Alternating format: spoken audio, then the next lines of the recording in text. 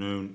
We'll begin this work session by interviewing council candidates to replace council member, now state delegate Paul Quarterman. Quick note before we start, in front of you, council members, is a prepared statement by candidate Penny Nye, who will not be here this evening. There's been an emergency in her family, so she sent in a prepared statement for us. All right, first on the agenda is Kurt L. Sasser. I said that right, I think.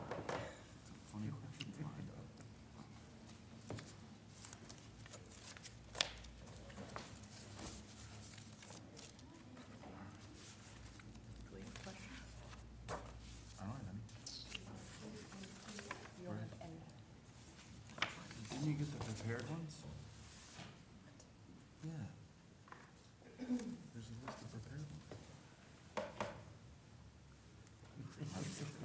Welcome, Kurt. Look. Give us, to start off, just give us a brief description of yourself and what you do. All right, my name's Kurt Elsasser. I've lived in Hagerstown for going on 5 years.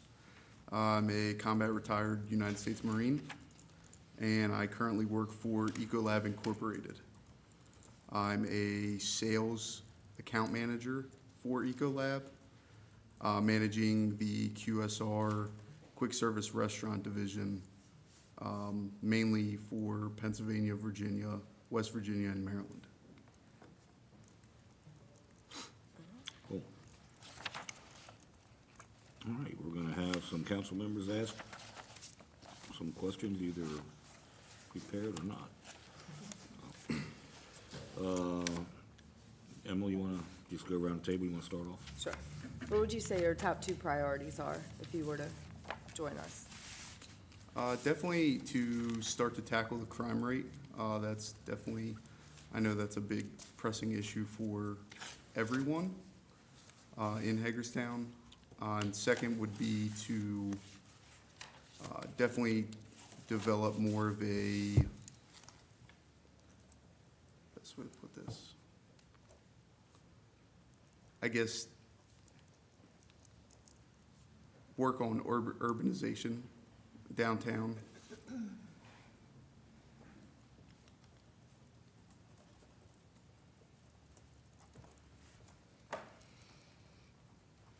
Do you care to elaborate on that? Well, cleaning up downtown mainly, try to draw in more businesses, especially small business. Try to make it to where people aren't afraid. I don't want to say afraid, but discouraged to go downtown due to crime rate issues, things of that nature.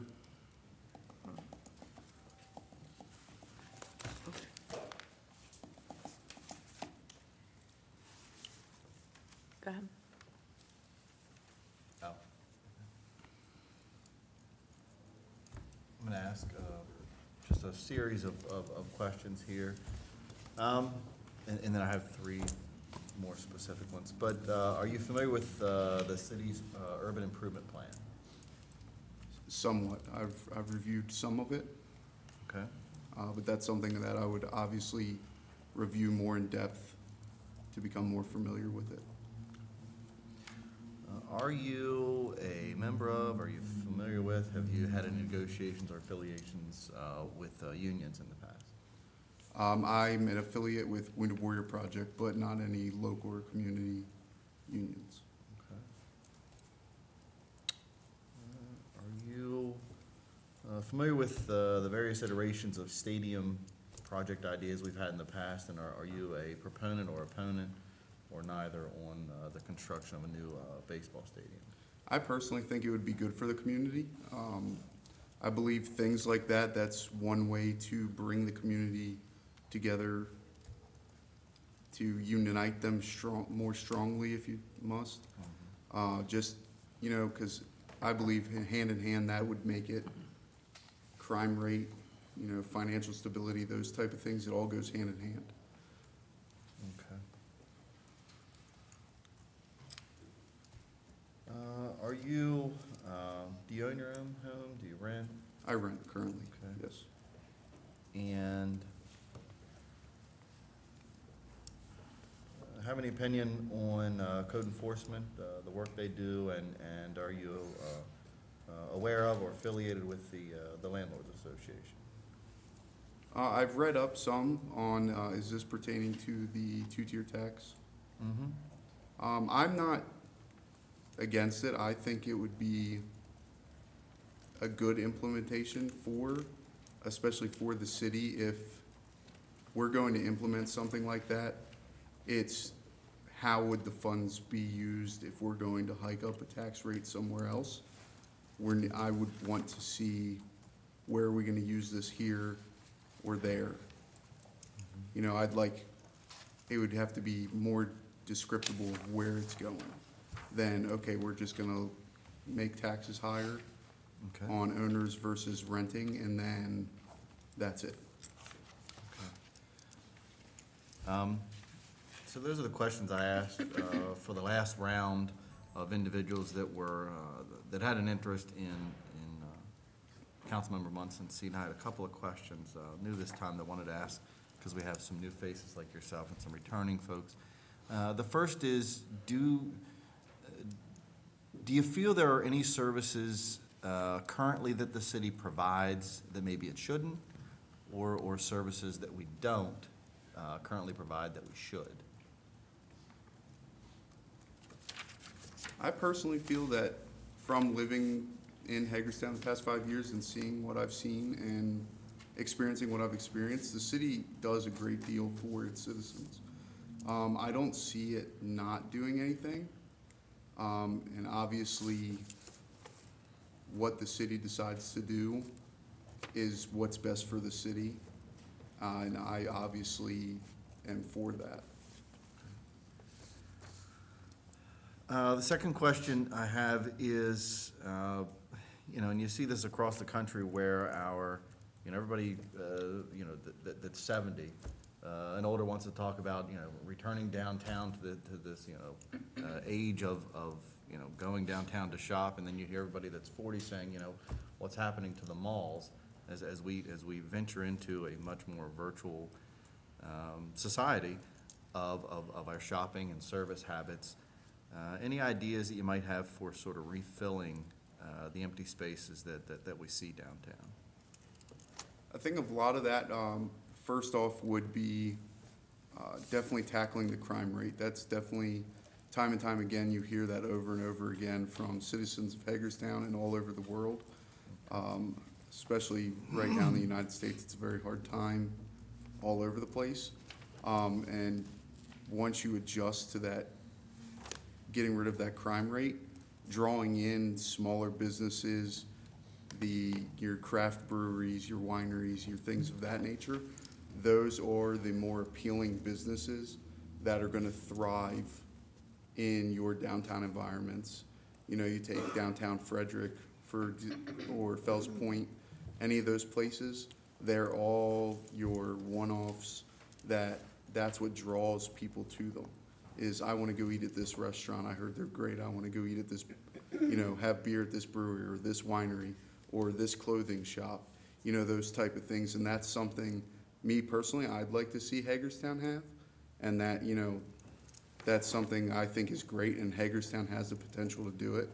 Everything from the Maryland Theater getting redone to if you build a new stadium to, okay, we're gonna bring in new businesses. That's gonna make new business, or I'm just hypothetically saying myself, I'm gonna open a craft brewery. Those type of things. It's gonna encourage these people to, hey, I wanna revitalize this city. This is Hagerstown. It has a strong history, and I have a love for my city. Let's go ahead and do this.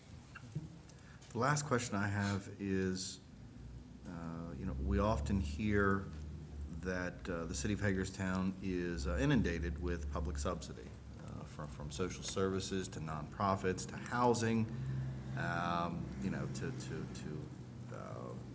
healthcare and education things. Do you feel that there is an imbalance of the level of public subsidy that exists within Hagerstown? Personally, I don't. I feel that it is rated more so on the county than it is on the city and on the state.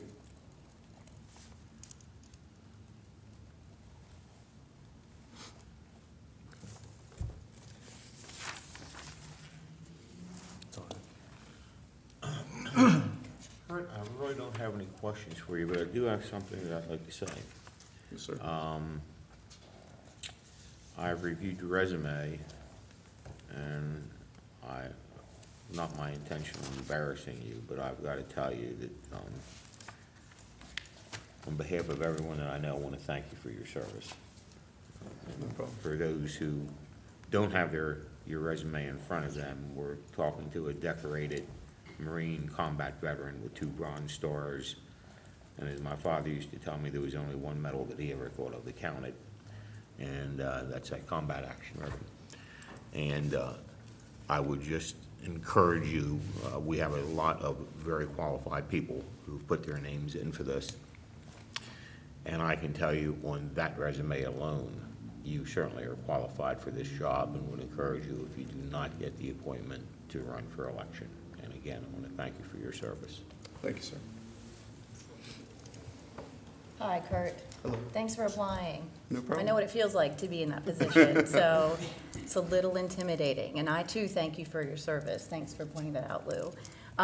So I have 3 questions, kind of a question within a question, so there may be a few more. Okay. We don't live in a bubble. There are things going on in other towns that are exciting and different.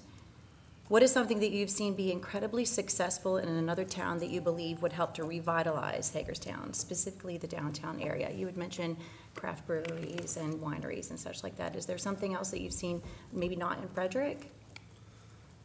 I've seen, not just in Frederick, I travel a lot for work when I have to, and I get to go to a lot of cool places. And a lot of it is, you know, something, even if it's, like I was speaking to the mayor earlier about the parking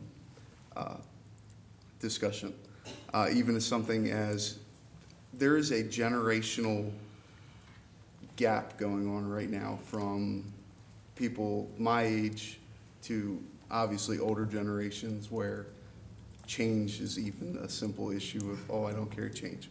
So if it's something to revitalize to where it's a parking meter or a parking deck, those type of things, to where you just make that downtown area more appealing to obviously your income stream, which is going to be your younger generations, where it's going to be, oh, okay, I can use my app, I can do, you know, I can do this, I can, boom, I can park wherever, you know. And then you have the Maryland Theater, and revitalizing that, I think, is great, because that's, you know, with the younger generations, that's a huge deal in today's world. I would have never thought so, but I actually enjoy it myself. Is that something that is being brought to this new age, to where it's not just it's all the boutiques and not just craft breweries. That's just a big one, or the wineries, the things like that. Those are kind of streamlined across everywhere you go. I've seen it everywhere from Toronto, Canada, to Frederick, to you go to Ocean City is doing the same thing. Okay. It's all over the place. You don't want to kind of copycat, but everybody looks for the same thing everywhere they go. Okay. It's okay, what out of the box crazy restaurant can I go to that has amazing 5-star food and a great beer? Thank you. A general strategic goal of the city is growth. What personal characteristics do you have that would align with this strategic goal? I think I have a lot more life experience than most people for somebody in a generational spot that I'm in. I've been through a lot, obviously, with doing my time in the Marine Corps and things like that, so I try to think outside of the box, and you try to bring that into everything you do, to where, how can I make this particular situation better, or this area better? You want to, like you said, we don't live in a bubble. You want to bring everything into your bubble. So, you know, leadership is a big deal. I'm very big on not just saying, but doing, and bringing, you know, showing the community if I'm gonna do it, we're gonna do it.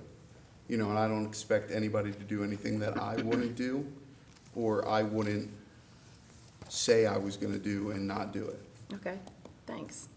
That kind of leads to my last question. Can you give me an example where you were part of a long-term goal that was achieved at the macro level, the institutional level, not at the personal level?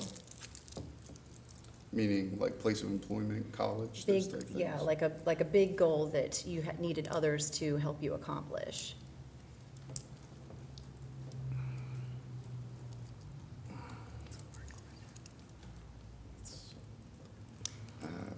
I guess a lot of the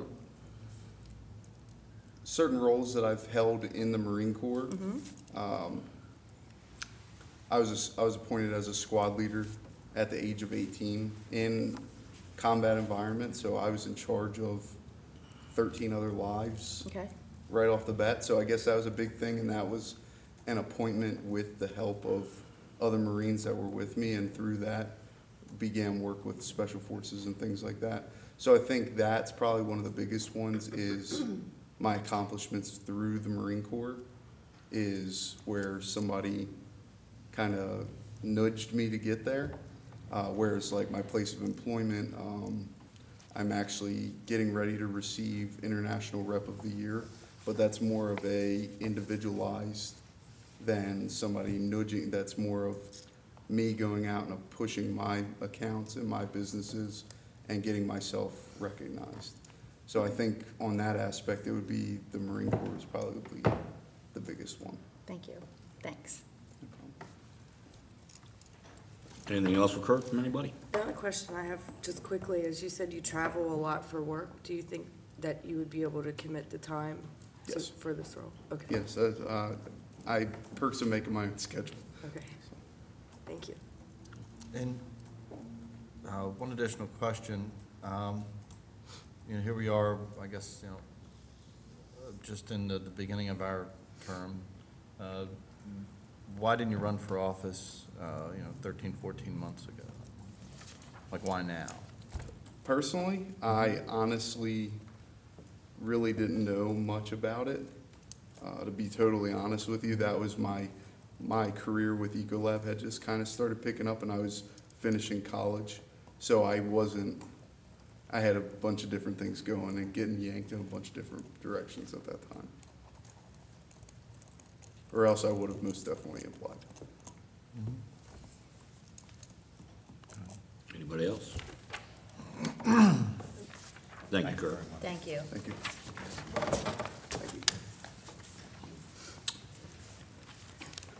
Heffernan.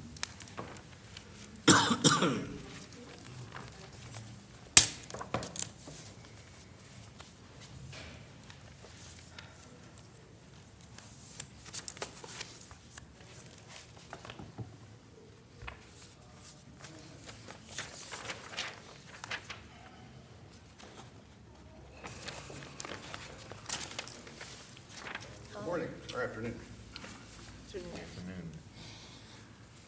All right, Charles, give us a quick rundown on yourself and maybe an idea about why you threw your name in the ring. Okay.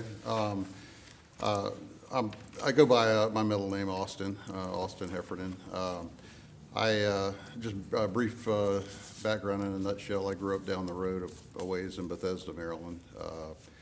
Had my BA and MBA from Vanderbilt, served in the military with the Army Rapid Deployment Force, and did about 24 years with various corporations in IT and logistics functions, managed global IT departments in Europe and the U.S. And 2005, my wife Pamela and I decided to, we found a business that was declining in Hagerstown, and I decided to pursue my passion of aviation. So we bought the assets of the business and spent the last 12 years building that into a very well-known, recognized business here in Hagerstown.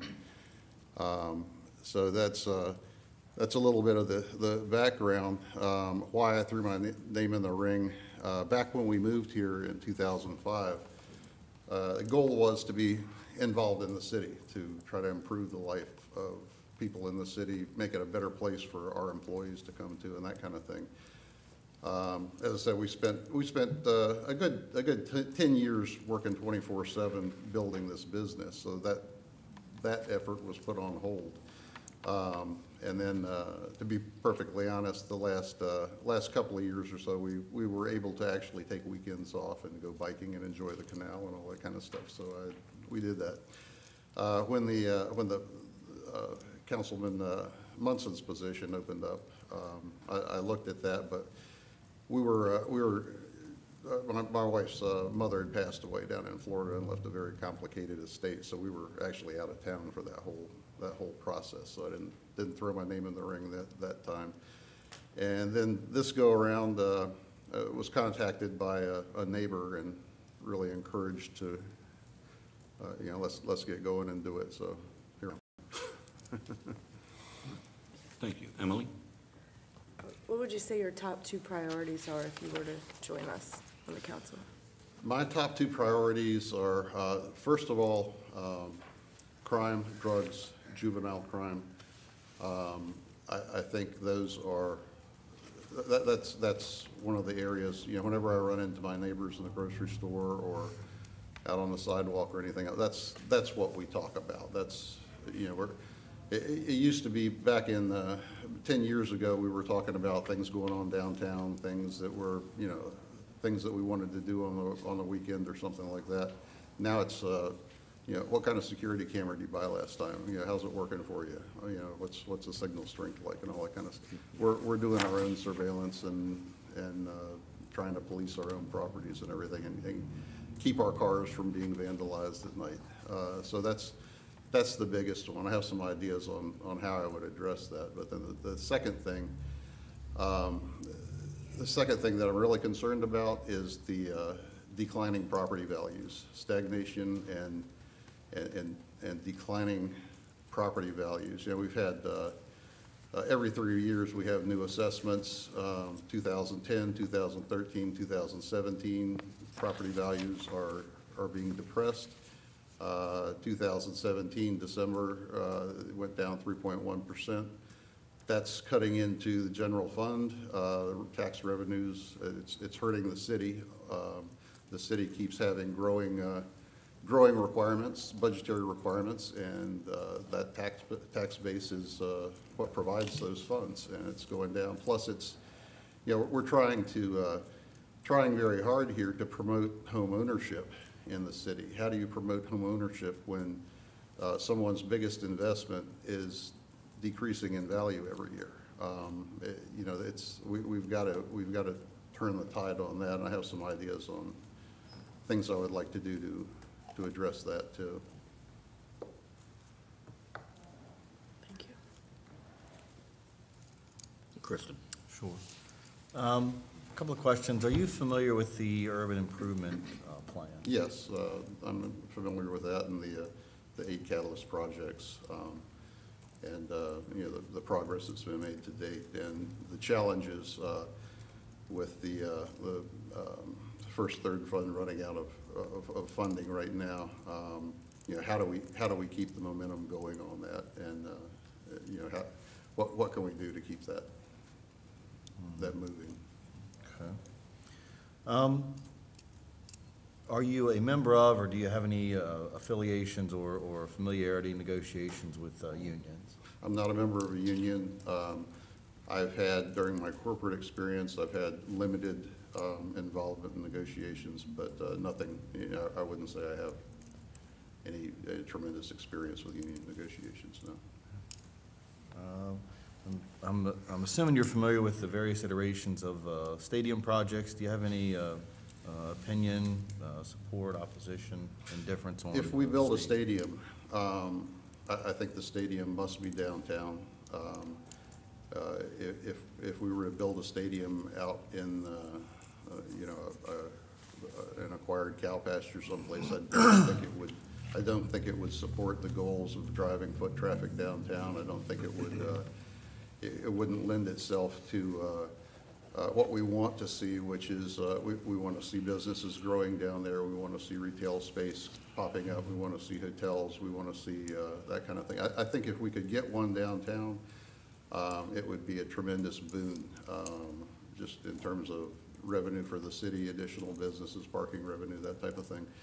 If we do it, it's got to be done with private funding. I don't see any way that it can be done with anything out of the general fund, out of the tax base. A little concerned about floating bonds to pay for it, about what that's going to do to the fiscal position of the city. I think it can be done. It's going to require a lot of work, and putting the program together that's going to incentivize a private investor. We've got to give a private investor a significant profit opportunity from that project in order to make them want to put that kind of investment in. But I think it can be done, and I think the residents would benefit from it, both from just a place for the residents to go, plus the additional income stream from non-residents coming in for events. Also, if we do it, I think it's got to be a multi-use type of facility for, not just for baseball, concert venues. Anybody ever been to an Amway convention? Seriously, conventions and that kind of thing. We're drawing people into the city for a multi-day event where they're going to be using hotels, using restaurants, using shopping, using facilities that will give us revenue and build the downtown.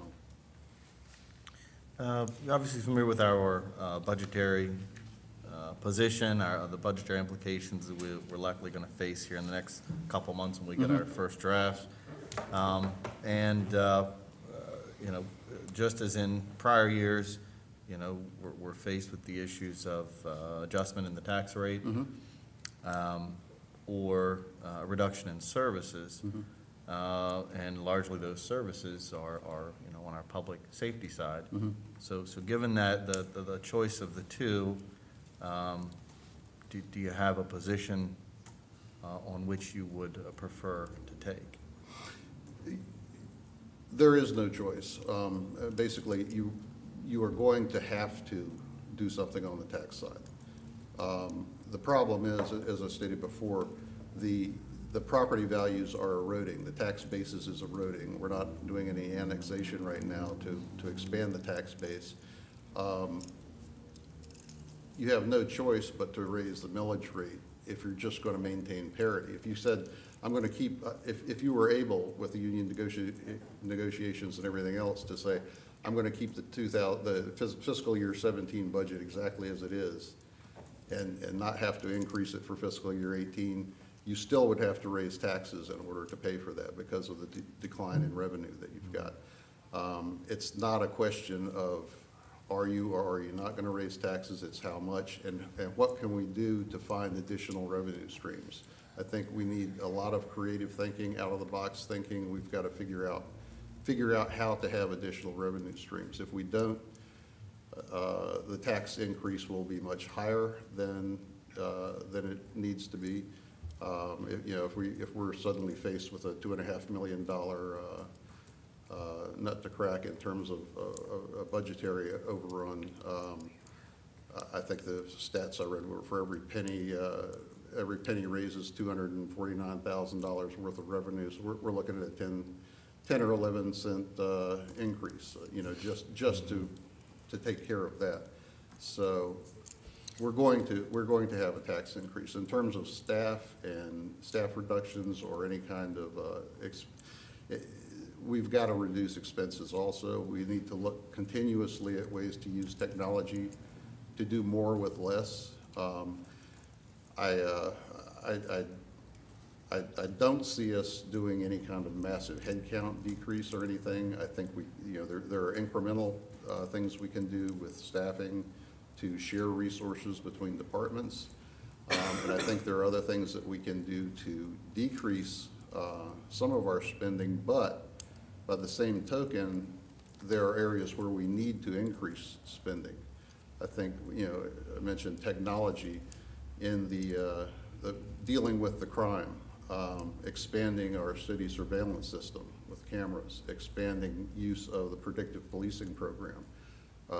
Those technologies will help us achieve crime reduction, but they're going to cost money. So it's not like we're dealing with a fixed budget here. We're going to have things to expand. It's going to require, as I said, a lot of creative thinking. Okay.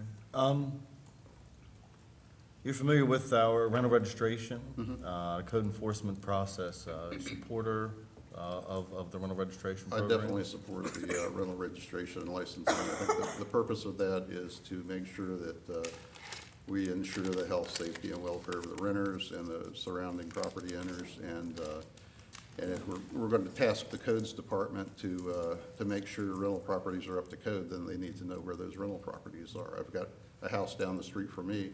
I assume it's a rental property now, but I don't really know. I see a lot of traffic in and out of there and a lot of cars in the front that didn't used to be there. But if I was a codes person, how would I know if that's a rental or not? And do you own properties in the city, or your landlord? Are you affiliated with the Landlords Association? No, I do. I own a single-family residence. I do not own any rental properties in the city. And we obviously, I'm sure you probably read about the concept of a tiered tax for Yes. owner-occupied and what we'll call commercial rental Right. properties. I'm in favor of that. I think the tiered tax structure is important because the multi-unit rental properties, if you look at the footprint of where that property sits, they are responsible for more public safety calls, more usage of utility funding and that type of thing. Basically, the way I look at it, we've got about 40% of our homes in the city are single or owner occupied, and they're going to be picking up a tremendous piece of the burden when you've got basically rental units that are essentially for-profit. This is a business. It's a for-profit entity. I could turn my house into 2 rental units very easily right now, move out, but then it would be a for-profit entity, and I think it should be taxed at a higher tier. Just got a couple of questions that what I'll call are new questions. There's some new faces here, some folks that we're re-interviewing. So I have 3 questions I wanted to ask you and the other applicants. The first is, are there any services that we're providing now that we probably shouldn't be, or services that we're not providing that you think we should start? One of the things, in terms of services, are you talking just general activities or services like public safety and fire? Public services. Public Not services. amenity oriented. Okay. I think in terms of the public safety side, police services, I think one of the things I would like to see us do more of and expend a small budget on, but expend a budget on, is really trying to foster the neighborhoods first and the community watch, neighborhood watch type programs. Right now, we've tried to put some policemen on the, associate them with neighborhood groups, and that's really good. We do have the neighborhood watch programs and that type of thing, but I think we need to really try to basically sponsor quarterly events, in a neighborhood to bring the police department and the neighborhood stakeholders together, discuss crime. This happens, on a case by case basis. If you've got a really active person in the neighborhood that wants to put this together, they will. But everybody's busy. Everybody has. I know from my own standpoint, if I get an invitation to an event, I go. But it's the kind of thing. I think if we put resources there and schedule some events and can get neighborhood involvement and try to do what we can to foster more involvement in that, I think you know, that will pay big dividends in our crime situation. The second question I have is, we often hear that the level of public subsidy, whether it's social service oriented or housing or what have you in this city is too high. There's an imbalance. Do you feel, do you have an opinion on whether they're You know, it's easy to make that allegation. Once you get into that situation, I don't know how you extract yourself from that situation. You know, it would be very difficult to say, okay, we're gonna stop doing this now. It's like anything else, you know, think very hard and fast before you get into something, because you may have to live with it the rest of your life. So it is a real draw on the resources of the city. I know that. The federal funding is waning, state funding is waning on that, so I don't know what the answer is. Again, that's another one of these projects that's gonna take some real creative thinking to deal with. But to say, oh yeah, let's pull out, no, you can't. The last question I have is, you know, with the advent of a lot of folks doing their retail, their service-oriented sort of shopping and expending at a virtual level nowadays, you know, everybody wants to see downtown function like the mall, you know, did 70 years ago, or like the mall is declining now, function like it did 30 years ago. One of the things that caught my eye in your application, and the reason that I wanted to interview you is your affiliation with the operations at the airport. I know during my time as a county commissioner, I think one of the most underrated things that you know that I saw was the opportunity that the airport and its employment provides.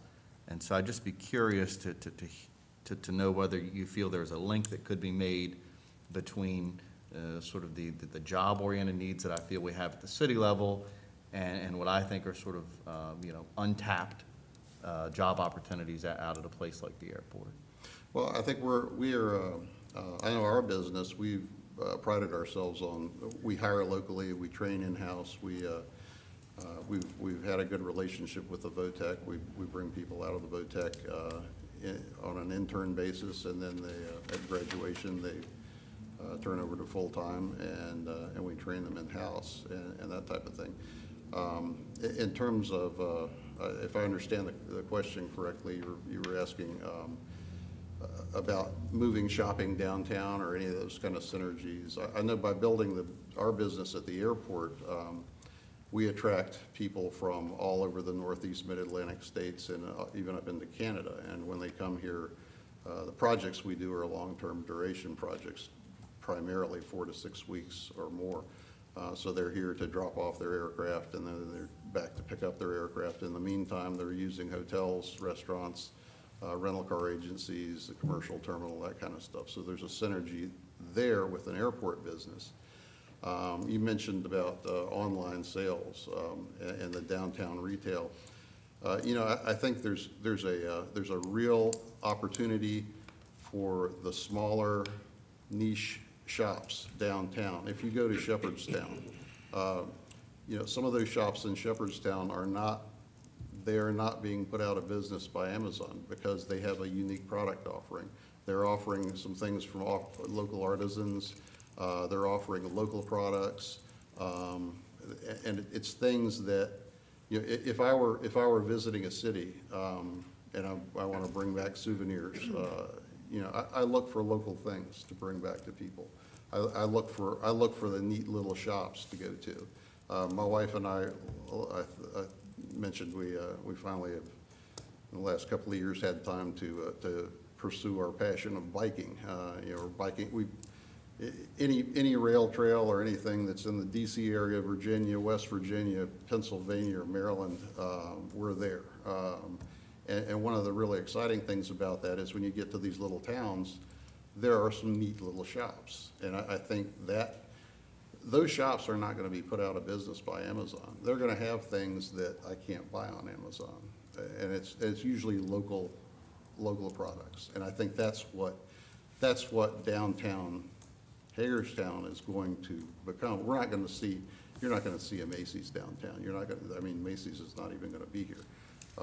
You know, it's, I'm sorry, but, we're not gonna see a resurgence of a downtown department store or anything, but we are gonna see smaller, mom and pop shops. That's all I have. Thank you. So Austin, you've answered more questions than I have for you. Having said that, I want to note that the good news and the bad news. One, you are about as articulate and knowledgeable as any individual I have spoken to or heard from in all my years on the council with regards to anybody either running for this office for election or in the seat that you're in right now. Thank you. And I sincerely mean that. Matter of fact, when I look at the cast of people that have applied for this position and how we've had to pare it down to where we've pared it down to, I can only look at a bunch of you and say, where were you back in November? And to plead with you all, because the good news and the bad news is that we can't go wrong with who we select from from what this has been pared down to. And we need people like all of you who have put your names in it, and I can't emphasize when I say to you how knowledgeable you appear to be on every subject. And I want to thank you for continuing to make Hagerstown a leader in aviation, where we once were the real leader. It's nice to still be well known for it, and thank you for your military service and for your obvious involvement with the city. You can never know how the knowledge you have right now without having been involved in a large degree, and thank you. Thank you. Kyle, Hi. it's nice to meet you. Good to meet you. Thanks for applying. You are much more comfortable than I was, I can tell you that. So, whew.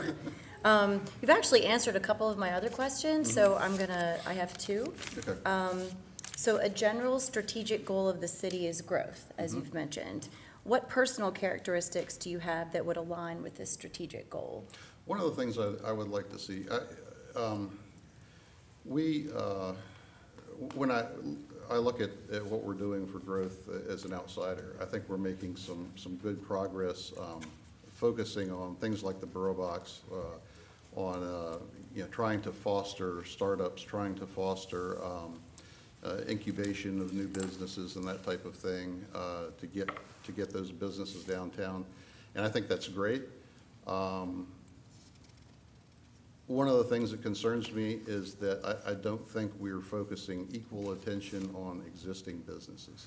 I think one of the things I could bring to the table is talking to existing established businesses about the opportunities with vacant structures downtown, with possibility of expanding into downtown space, what kind of public-private partnerships we could put together to incentivize them to expand in the downtown area as opposed to building a new facility, down 70 someplace. So I think I would like to see us focus more on that. Incubating new businesses is great, but new businesses fail generally within the first 2 years to 5 years.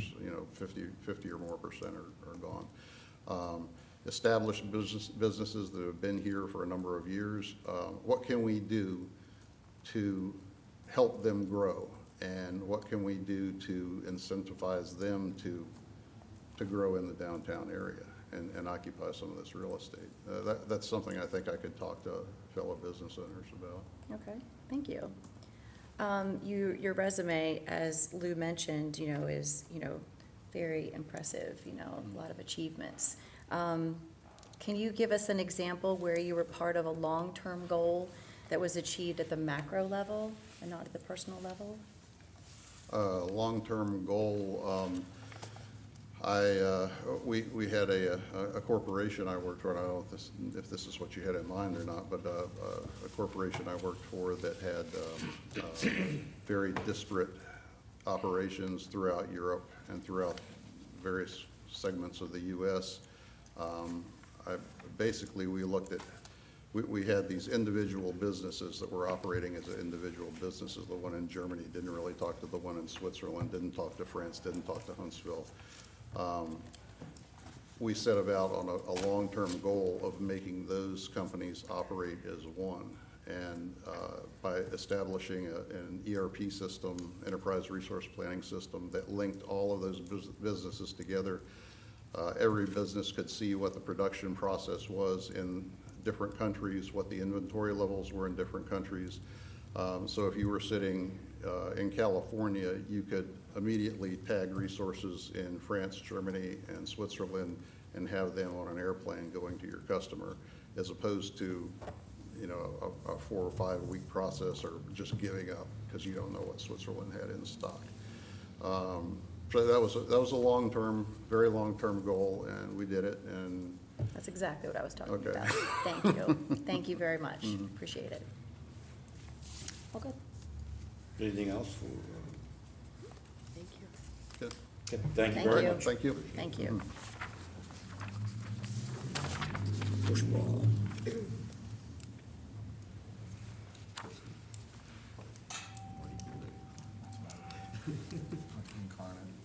Really? Oh, really?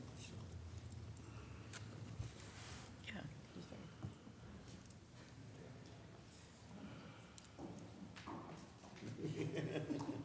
Yeah.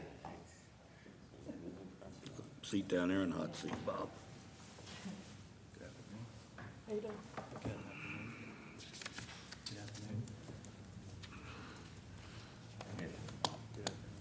Hi. Hi.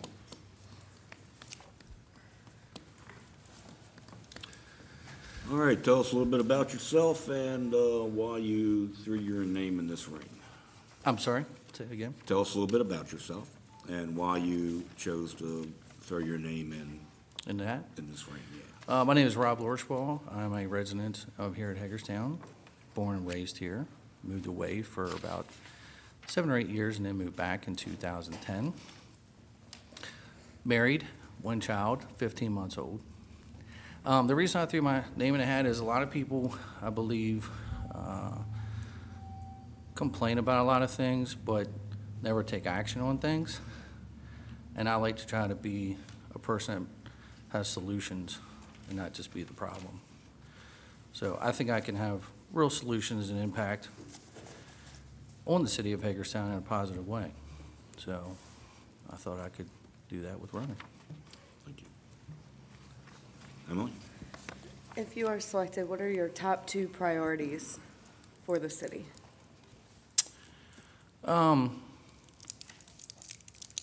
I think we need to really look at crime in the city. I think that's probably our biggest problem right now. I would say probably the next thing I notice is just cleaning up our city. A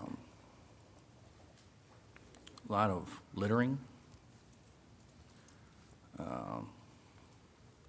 I think that's probably the 2 biggest things I think are problems. I'm going to ask you a series of questions that I asked the previous pool of applicants, as well as a couple of questions of some of the new faces. Sure. That have applied, and we're interviewing now, and some returning folks. So the first is, are you familiar with the Urban Improvement Partners plan? Yes. The second is, are you a member of, have you had affiliations with, or experience negotiating with unions? No. And the third is, you're probably familiar with the various iterations of baseball stadium plans in the past. Are you generally in support of, in opposition of, or indifferent to the idea of building a new baseball stadium? I'm always open to open discussions. I like to be open-minded with things. If it is very, I think it's a challenging thing right now for the city to have and not have. But I do believe that you have to keep an open mind with those things and look at every avenue of revenue that the city can hold. I know I don't know the numbers, but I know there's a few times I've played golf at the Black Rock, and every time I'd say, "Where are you guys from?" They'd team us up with people, and they'd say, "Oh, we're here for the baseball stadium. We're coming to watch a game tonight. We're going to take dinner in the night." We didn't want to we want to see a professional game, but we don't want to spend $45 for 4 people, so they're here. Given our budgetary issues we've faced over the past years, in the coming months, we're going to be facing some frank budget deliberations, which largely rest on sort of 2 scenarios. One is the possibility of having to adjust the tax rate again. And the second is the second option of reducing services, and to a large degree, because those property taxes are associated so directly with public safety, would largely fall in that category, but really reduction in services is that other option. Do you have any leaning one way or the other, and maybe more specifically, are you adamantly opposed to raising taxes under any circumstance? I'm not opposed to raising taxes. I think that, again, I think you need to look at both sides of that, and doing that, I think it's all a compromise. Can the city taxpayer pay a couple dollars extra on their taxes to have a safe environment and better services, or the same as services that they're doing right now? But then again, I'm not looking at maybe not having, reducing staff also and making a compromise on both. What's best for the city and the citizens is what we need to do. Okay.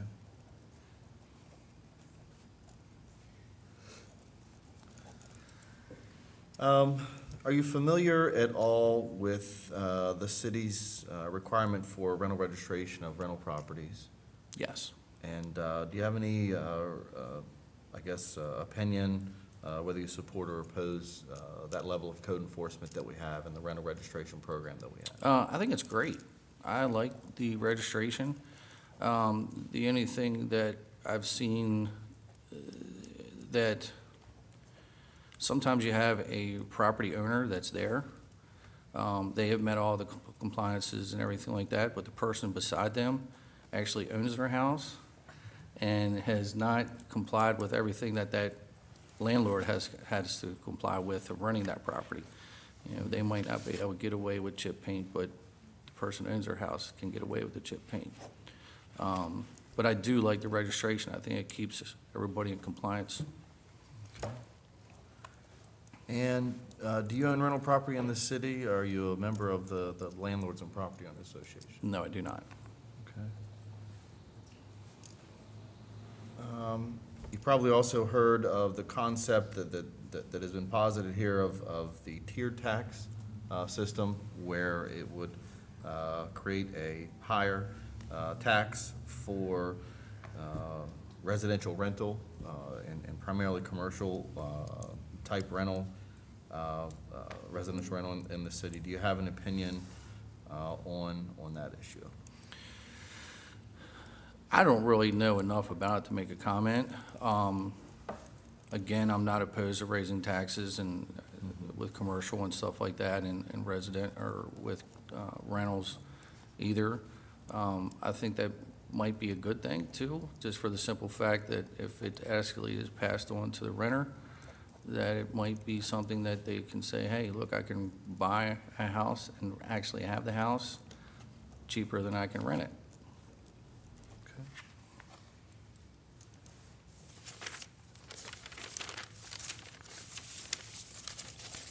So it might help with ownership in the city. The additional questions that I had, the first is, do you feel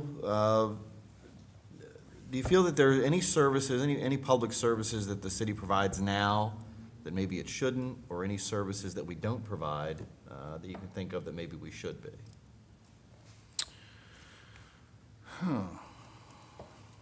I would say, I think the services in Hagerstown are pretty strong.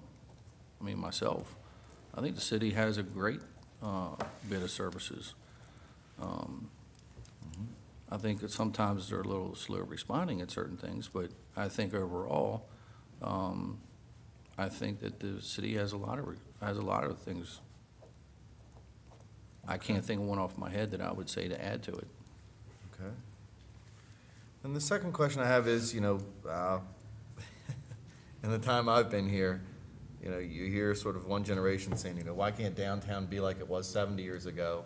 Because it's not 70 years ago. And then you have my generation, which says, what's happening to our malls. And the reality is, we're seeing, a large transition to what I would deem as more of a virtual retail market, virtual service market.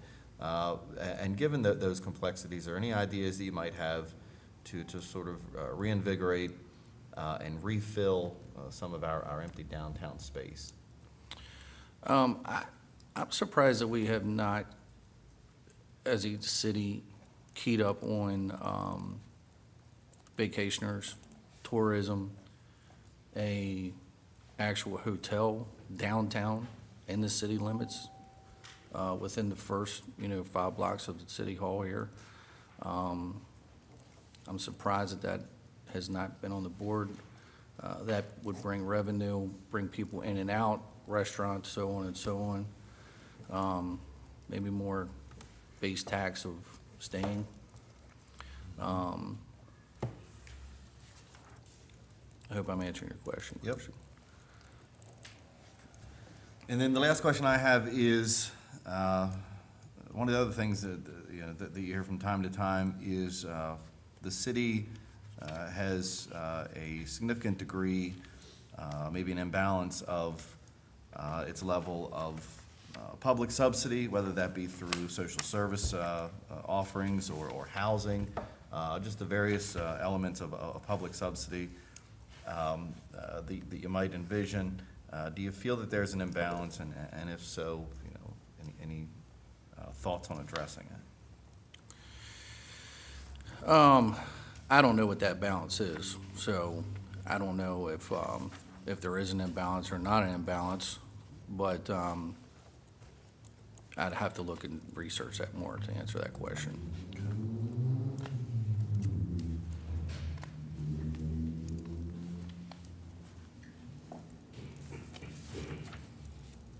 That's all I have. Thank you. Sure, thank you.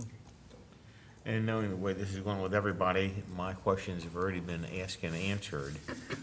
So I won't have any questions for you, but I would want to thank you for a couple of things. One, clearly from your resume, you've been active in Hagerstown. And I appreciate the things that you've been doing with, whether it be with Rotary or the other public service things you're doing. And I also appreciate the very first thing he said to us is, boy, it's easy to sit on the outside and complain and do nothing. And those who stand up and say, I'm willing to get in the fight and do something, if they haven't earned anything else, they've earned the right to complain. And I thank you, and as I've said to our other 2 interviewees, and now that we have 1 left that we've already interviewed, we aren't going to go wrong with whoever we select, but there's going to be 4 very qualified candidates that don't get selected. And I hope those 4 don't take it the wrong way, and I hope that those who don't get selected will run for election next time. And thank you for your interest. Thank you. Hi, Rob. Hi, Michelle. Thanks for applying. Thank you. I know it's tough, so thanks. I just have a couple things, Sure. easy. We don't live in a bubble. There are things going on in other towns that are exciting and different.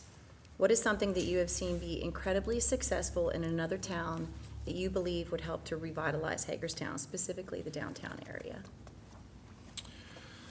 I think one of the things I just said, I think putting a hotel right downtown, I think that can be huge for us. We have some vacant lots that things have been torn down. If we can get an investor in here to maybe build something, maybe realize one of our current buildings, I think that would be good. And the biggest thing is maybe bringing some healthcare back, offices, or, you know, education is the key also. Those three things are almost recession-proof. People are gonna stay in hotels, they're business people. Healthcare, you're always gonna need healthcare, and you're always gonna need education. And all three of those supply a lot of people with food, a lot of people with housing. I mean, if you have students living downtown or whatever it is, it's a lot. So what I've seen is those three things make a downtown strong. Okay, thanks. A general strategic goal of the city is growth. What personal characteristics do you have that would align with this strategic goal? Great question. I guess with the connections with business people, and being understanding of business, reaching out to them and saying, you know, what can we do to make you interested in coming to do business with Hagerstown? And it's not just, I just know people here. I know people in other states, other counties, or, you know, not just Washington County either. I know people around, so hopefully I can try to get those people to come in to make that growth happen. Okay, thank you. Can you give an example where you were part of a long-term goal that was achieved at the macro level, the institutional level, not at a personal level? Big goal. Big goal. I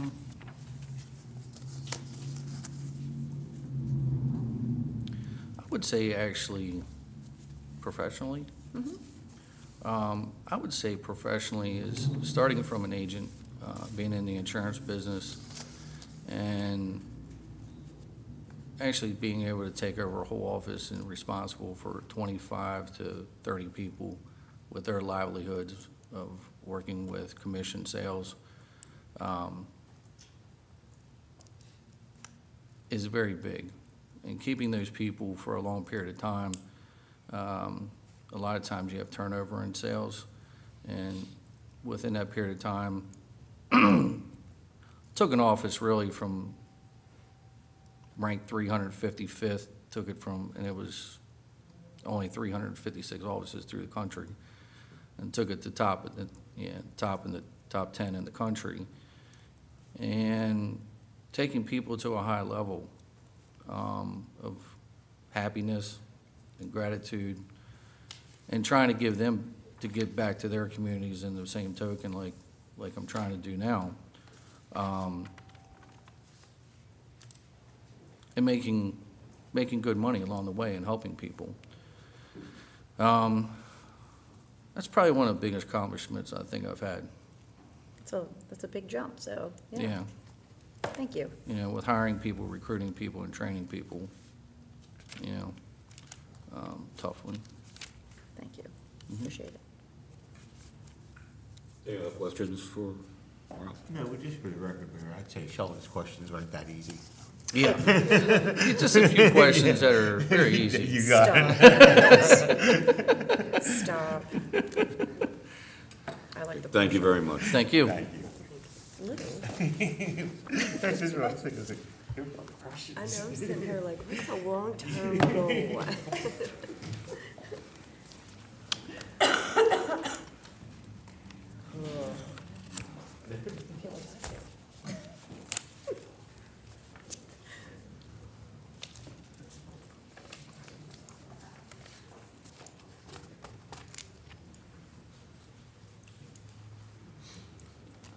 Hi, Tara. Hi, Mrs. Sargent, welcome back. thank you. It's good to be back. Quick, tell us a little bit about yourself and why you still want to be considered for a position on this council. Don't make it sound so negative, Bob. I am the Executive Director of Leadership Washington County and have been in that role for the last 8 years. That is my professional side of things. I live in the city of Hagerstown with my husband, Andrew, and serve on various boards and nonprofits within the community over the last 20 years, really. It's important for me to, as in my role with Leadership Washington County, we try to educate people and inspire them to serve in all capacities throughout this community and expose them to the challenges and the opportunities facing not only the municipalities within Washington County, but the county as a whole. And this opportunity for me means that I step forward and sort of walk the talk, if you will. And I think that I have a lot of insight to lend about our community and could be a level-headed person to go forward with a lot of the good things happening in this town. Thank you. Sure. Emily? So if you are elected to join us, what are your top 2 priorities for the city? I would say growth, whether that's economic growth or from the standpoint of the community and the community's involvement in solving the issues that we're facing. Everything to me revolves around that. All issues lead back to moving forward as a community and bringing businesses in that are willing to stay and willing to invest, and inspiring more of the people who live here to take an active role in making the community better.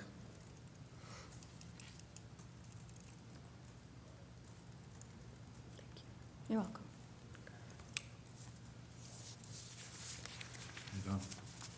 Yeah. I just have 3 questions for you. The first is, do you feel that there are any public services that the city provides now that maybe it shouldn't, or any services that we don't provide that you feel maybe we should? I don't, on either question. Okay. Then the second question I have is, you probably hear it as well, there is this contingent of folks, that want downtown to be the way it was 70 years ago, which neither of us can remember. No. And then there's another contingent of folks, what I would say more our generation, that's, what's happening to our malls, and they're not what we remember them to be. And the reality is we're moving more toward this sort of virtual retail, virtual service-oriented economy. And so maybe my question is, what ideas do you have on addressing that issue in the context of refilling these downtown buildings? I think you mentioned the generational differences. I think, too, that whether it's our generation or generations that sort of bracket ours, they're still looking for that unique downtown atmosphere. I mean, look at any city within, a 30 to 90-minute drive. The things that attract folks are good restaurants and a brewery or a distillery, clever sort of creative retail, a kind of clothing store that you can't get necessarily at the mall or even at the old department store that would have been downtown. Those are the kind of amenities I think that, Kristen. Oh, my goodness. Did you bring the wet noodles with you tonight, guys? No, but I'll have to step out in a minute. Go ahead. Okay, is everything all right? It looks like a water main break. Go ahead. Oh, that's not good. That's really not good. Should we Well, pause? The town of 4 employees, that's the risk you take. Go ahead. Sure, I'm happy to take a break if we need to. I'll call it back. And so I think when you look at that kind of retail and the kinds of, sort of things that create foot traffic, the kinds of unique places to stay, whether it's a hotel or it's a bed and breakfast, or the kinds of things that get people to sort of come to a place and want to walk around and experience it, there's got to be something bigger than that drives that. Those smaller pieces aren't necessarily going to show up by themselves. They're going to follow a bigger project, something that's really catalyzed the area, if you will. And then the last question I have is, we also hear from time to time that within this community that there is an imbalance or an abundance, a significant level of public subsidy, whether that be in social service areas, public subsidy in our housing. I guess maybe my question is, do you think, do you have a feeling that there's too much public subsidy within the community that has that type of impact on the community? And if so, how would you address that imbalance? My understanding is there's not an imbalance, that we're not a unique community in that regard. If you talk to Mike Piercy at DSS, or you talk to Sean Griffith at the Hagerstown Housing Authority, you get a great education on how subsidies work, how Section 8 works, that there's extensive waiting lists, that it's really, really difficult for families with children to find housing.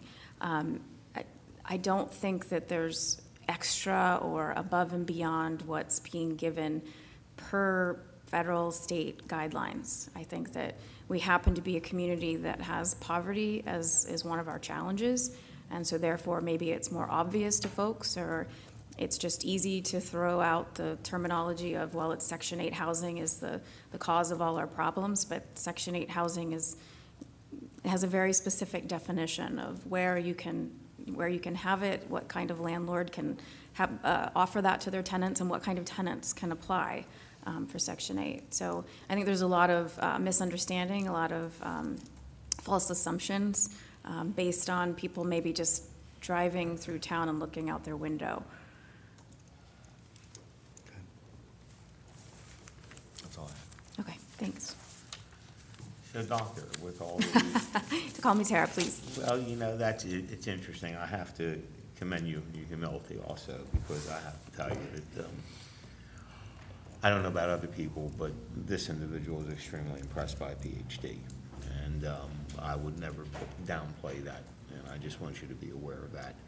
And as with the other candidates, between my other three council members, all my questions have been asked.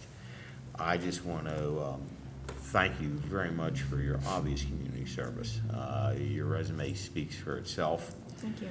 And as I've said to four other people tonight, four extremely qualified people are not going to get selected for this position. Right.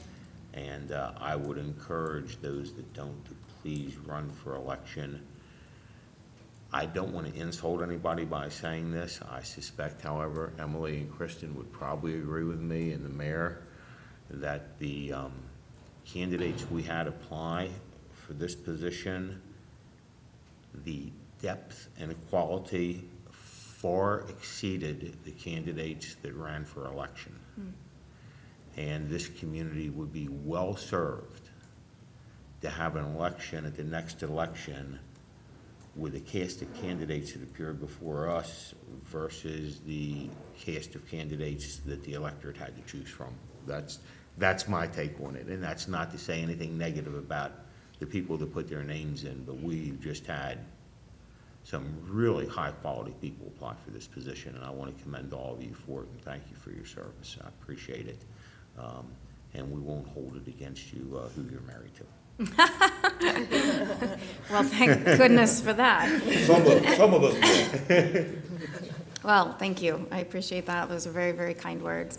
And I agree. I think the next local elections, city, county, will be a great opportunity and be very, very interesting.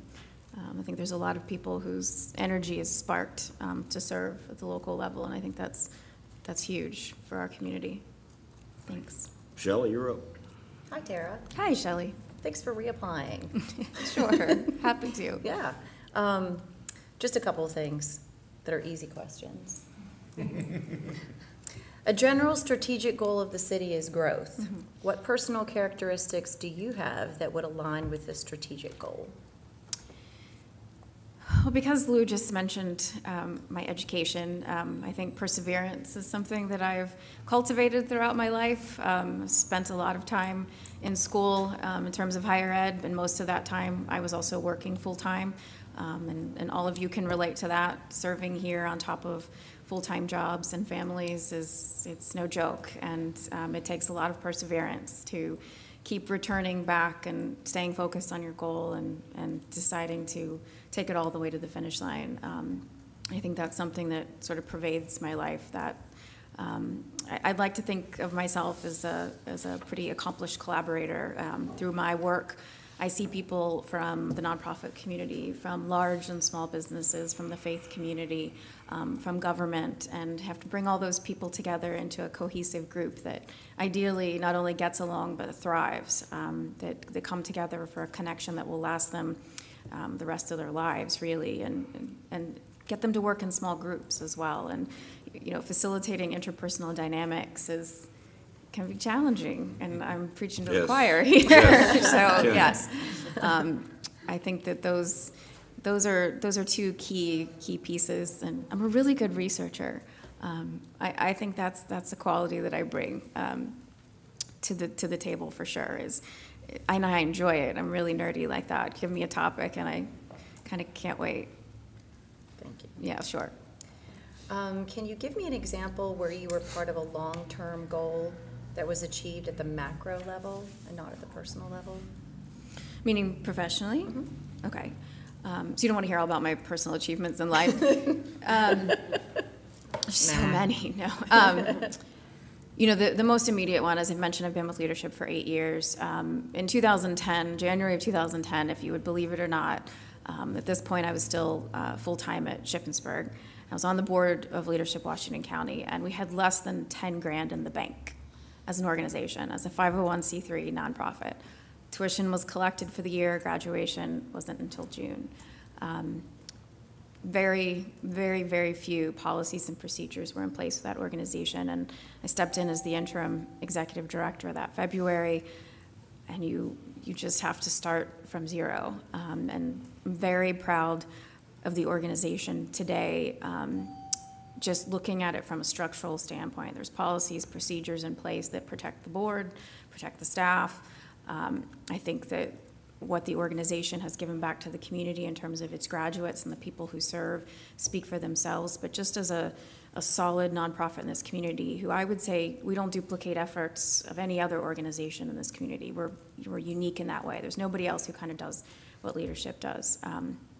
So, you know, you have to have patience. You know, your board members turn over, your class members turn over, your volunteers turn over. So you really do have to constantly be pulling together diverse groups of people, and, you know, realizing that it takes time to pass policies. You know, you find a template, you review it, you know, draft it for your organization, go back to committee, bring it to the board.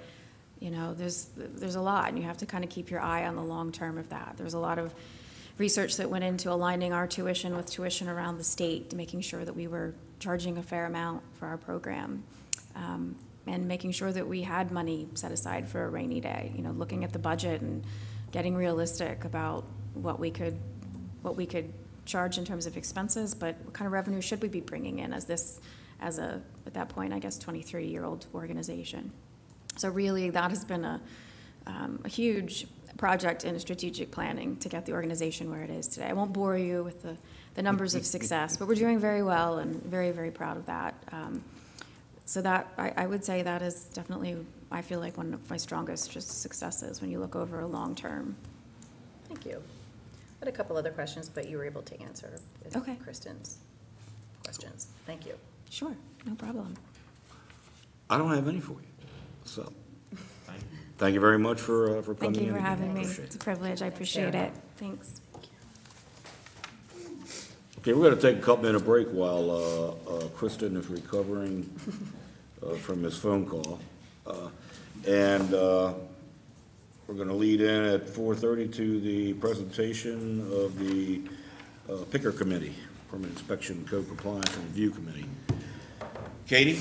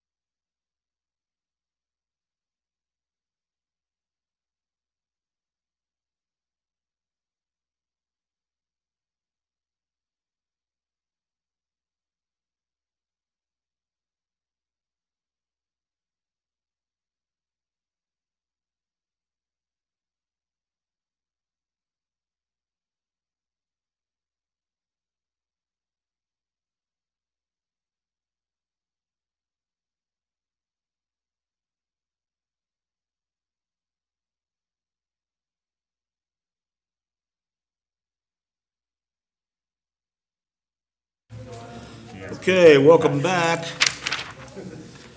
Get the peanut gallery to have a seat back there. Next up is the presentation of the Permitting Inspection Code Compliance Review Committee, known as PICR. Kathleen Marr from the Director of Planning, Code Administration, Wes Churchy, who's the chair of the PICR Committee.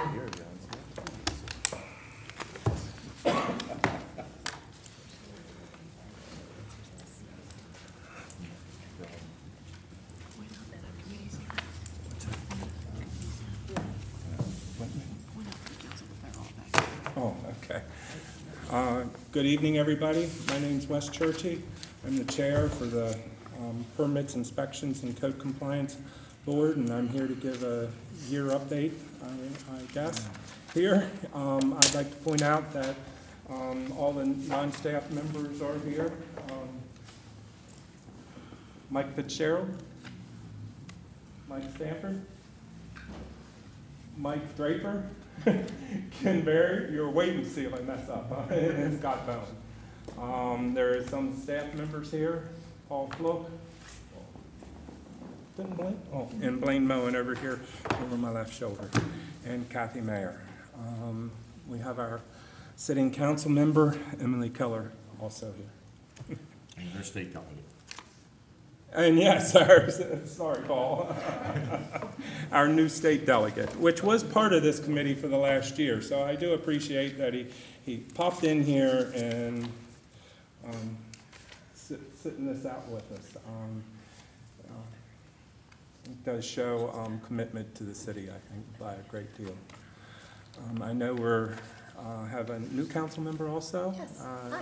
I'd like to thank you for taking the job, and nice to see you here. And Thank you. if you have any questions, please ask. The city put this PowerPoint together, so we're just going to start at the very beginning, blip flu. I can tell you there is some things that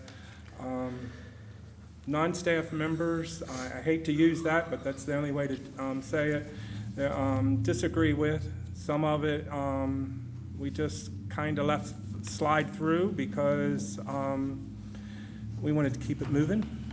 So, but hopefully these changes, we can make these changes and that it's a step forward. So we'll start out with the first thing, and this is the original owner's affidavit. It has been changed to accept fax, emails, and copies, which is great. They already made that change. I don't think there was mayor and council needed to make that change, and they've already updated and made that change. Some of these things are minor, and I'll make kind of short change of it to keep things moving. I know you guys have a really long day today, so. Payment of the utilities fees prior to processing permit.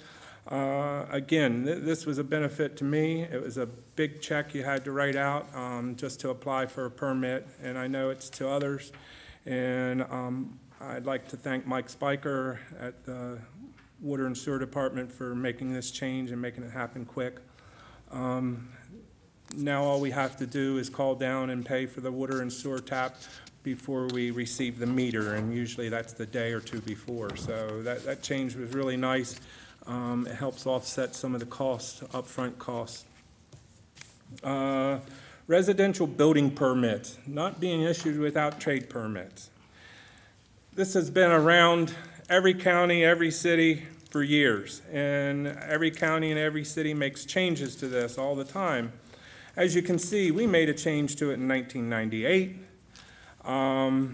It is a pain. I see the city's standpoint or the staff's standpoint from this, because a lot of times what happens is if I come up and get a building permit for renovating or for adding an additional one, and I have to move a water pipe,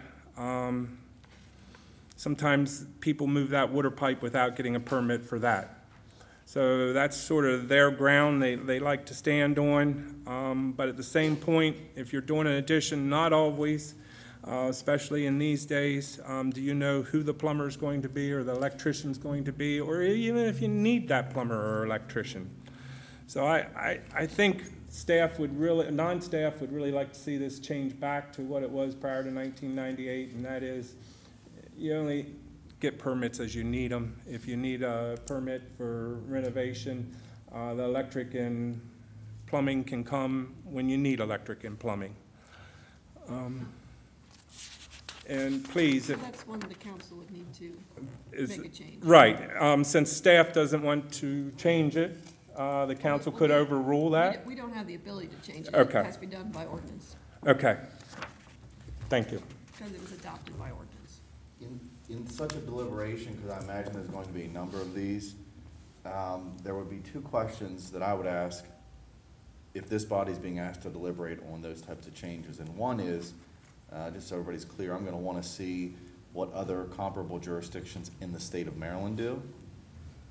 And the second is, I'd wanna hear if there is compromise capable between what's being requested and what currently exists, and what staff, city staff may feel should exist, in so far as such as this suggestion where the county does something slightly different, and I'd want to be able to hear, can we reach that compromise to say, okay, you know, maybe we can't go all the way, but maybe we could do something comparable to what the county does so that we can get those types of things consistent between, you know what I mean, among the two larger governmental bodies in the county.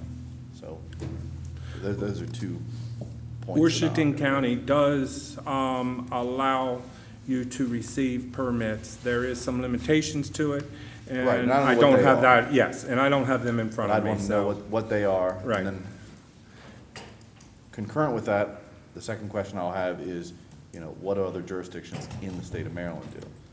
Like Cumberland and Frederick and Salisbury and Annapolis. I do know some of them is kind of cut and dry, like when you put a swimming pool in, you definitely need electrician, and usually the companies that install swimming pools have a on-staff electrician or something. So I know some of them limitations, and maybe meeting halfway is possible right there. And I don't think nobody, it's more on additions and things like that. Or when you're in renovation and you want to do a gutting, and you don't know what you're going to do until you get the gutting done. This came out of the committee. Okay. Permit plan review comments. Seems like a lot of the comments are boilerplate. As it was explained, there's a lot of comments. I had a picture here, but we would like basically contractors or anybody to, you know, there's a set of regulations. There should be a piece attached to the permit that is just standard, what we call boilerplate. You know, no step can be has to be a minimum of 7 3/4 by 10 inches. They're boilerplate comments. You know, footers have to be 30 inches below frost line. Again, that's a boilerplate. It's specific to typically counties or cities and things like that. They should be on a separate piece of paper. And then the other comments to the plans, we would like to see specific comments just to them plans. You know, does this meet handicap regulations if it's commercial, or, you know, this beam may need sized at this doorway. I think it would be very helpful to the contractors and all like that. That, I think they're working on it more than anything. Still some work is in progress on Made a that. change. We marked it with an asterisk, those that are project specific. Excuse me?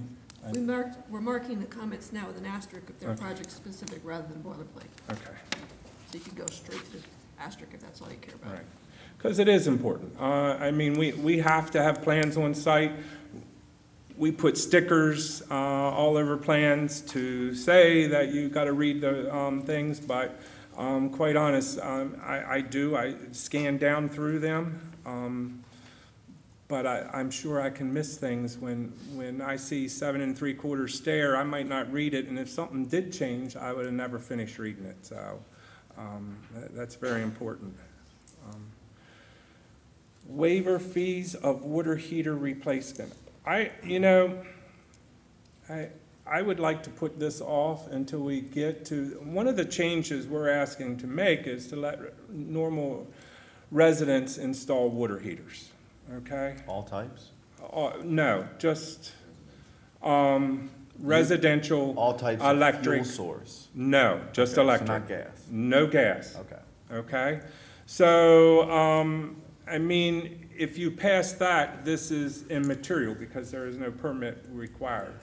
Yeah, I mean, electric's one thing, There would still gas be a is- permit required though, if when you say let the resident do it himself, that, Well, you're talking about, sorry. no, that's okay, I just want to make sure we're in the same shit. So what, are you talking about waiving permit fees altogether? I mean, so for instance, I'm not gonna replace my water heater, I'm gonna hire somebody to do it, That's correct. okay, so. It's proposed to be exempted from permits. So, I If mean, you when you say you would like to pass over this, it seems to me. Because they want to exempt it altogether. Well, that's the question I'm asking. Correct. You want to exempt any fees whatsoever, whether it's the homeowner. They want to doing exempt, their- they want to exempt it from the permit process altogether. That's correct. He has. No matter who does it, right? This is a That's moot point if we agree to exempt it Alright. altogether. Right, that's correct. That's the better way for me to understand. Okay. And it's only So for it's, electric. it's So- only for electric, Okay. it's only for residential, it's Okay. 90 gallons or less. And I brought a little kit here that I want to show everybody how easy it is. And the electric service is already available. And the electric's there, oh, this is only replacing a light for a light. Right, light This size. isn't installing a new one that was never there, or moving it, or anything. Okay. We're not, And this- that's already in the code, sorry, I don't mean to interrupt. No, That's already allowed, like, for like. not in city of Hagerstown. Okay, so that's why we're asking about it. Stop doing it, Mike. So is that okay? We kind of, and we can come back to it. No problem. There's some fee chart here that they supplied. Now, I do kind of disagree because it's like Washington County does have that fee, but what it doesn't explain, that's only for gas units. That's not for electric, because you don't need a permit for Okay, electric so there- residential unit. Would it be correct to say you're asking the city to do what the county does? That's correct, Okay. yes. Okay. I understand, there may be. One comment I'll just throw in with that is, if we can be close to the county, it's great. You know, one set of rules, but the other thing, and I'll speak personally, we are the city of Hagerstown, so we don't necessarily need to be, sorry. We're the city of Hagerstown that we're talking about. We don't necessarily need to be like other jurisdictions. Because for every jurisdiction that does something one way, we can find another jurisdiction that does it another. So, I mean, that one's tough. If we can be, you know, if one of my contractors can roll from the city to the county and the county to the city, and the rules are the same and apply, that's great. If our rules are better and easier to deal with in the city than they are in the county, that's even better. But what you're asking for in this particular instance is to be either the same or very similar to the county, as it relates to water heaters. That's correct.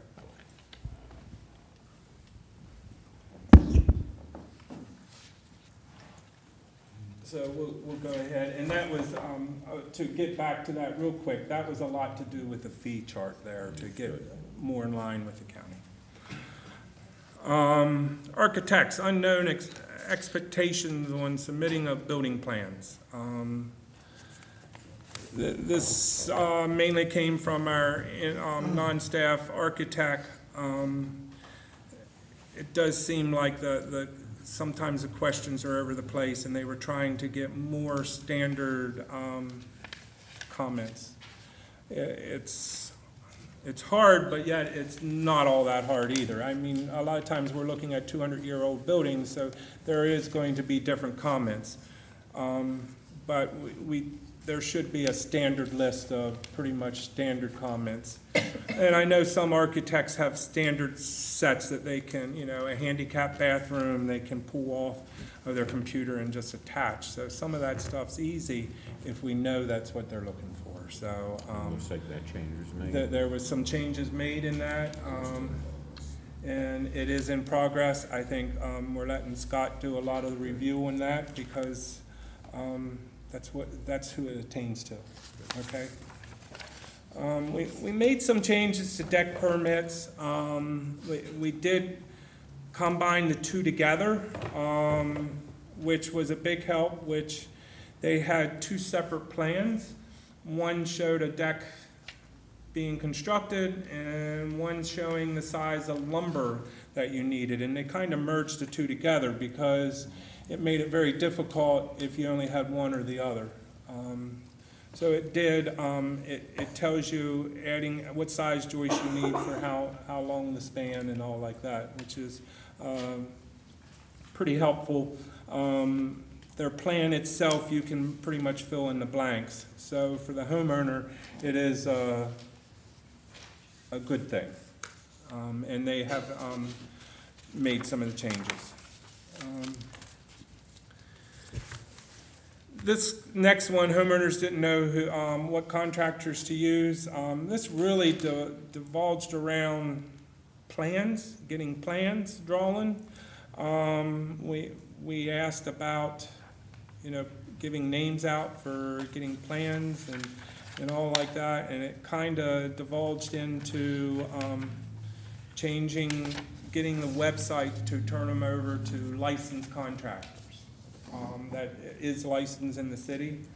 So it is a nice thing that people can go and look, and they can look up to make sure their contractors licensed and all like that.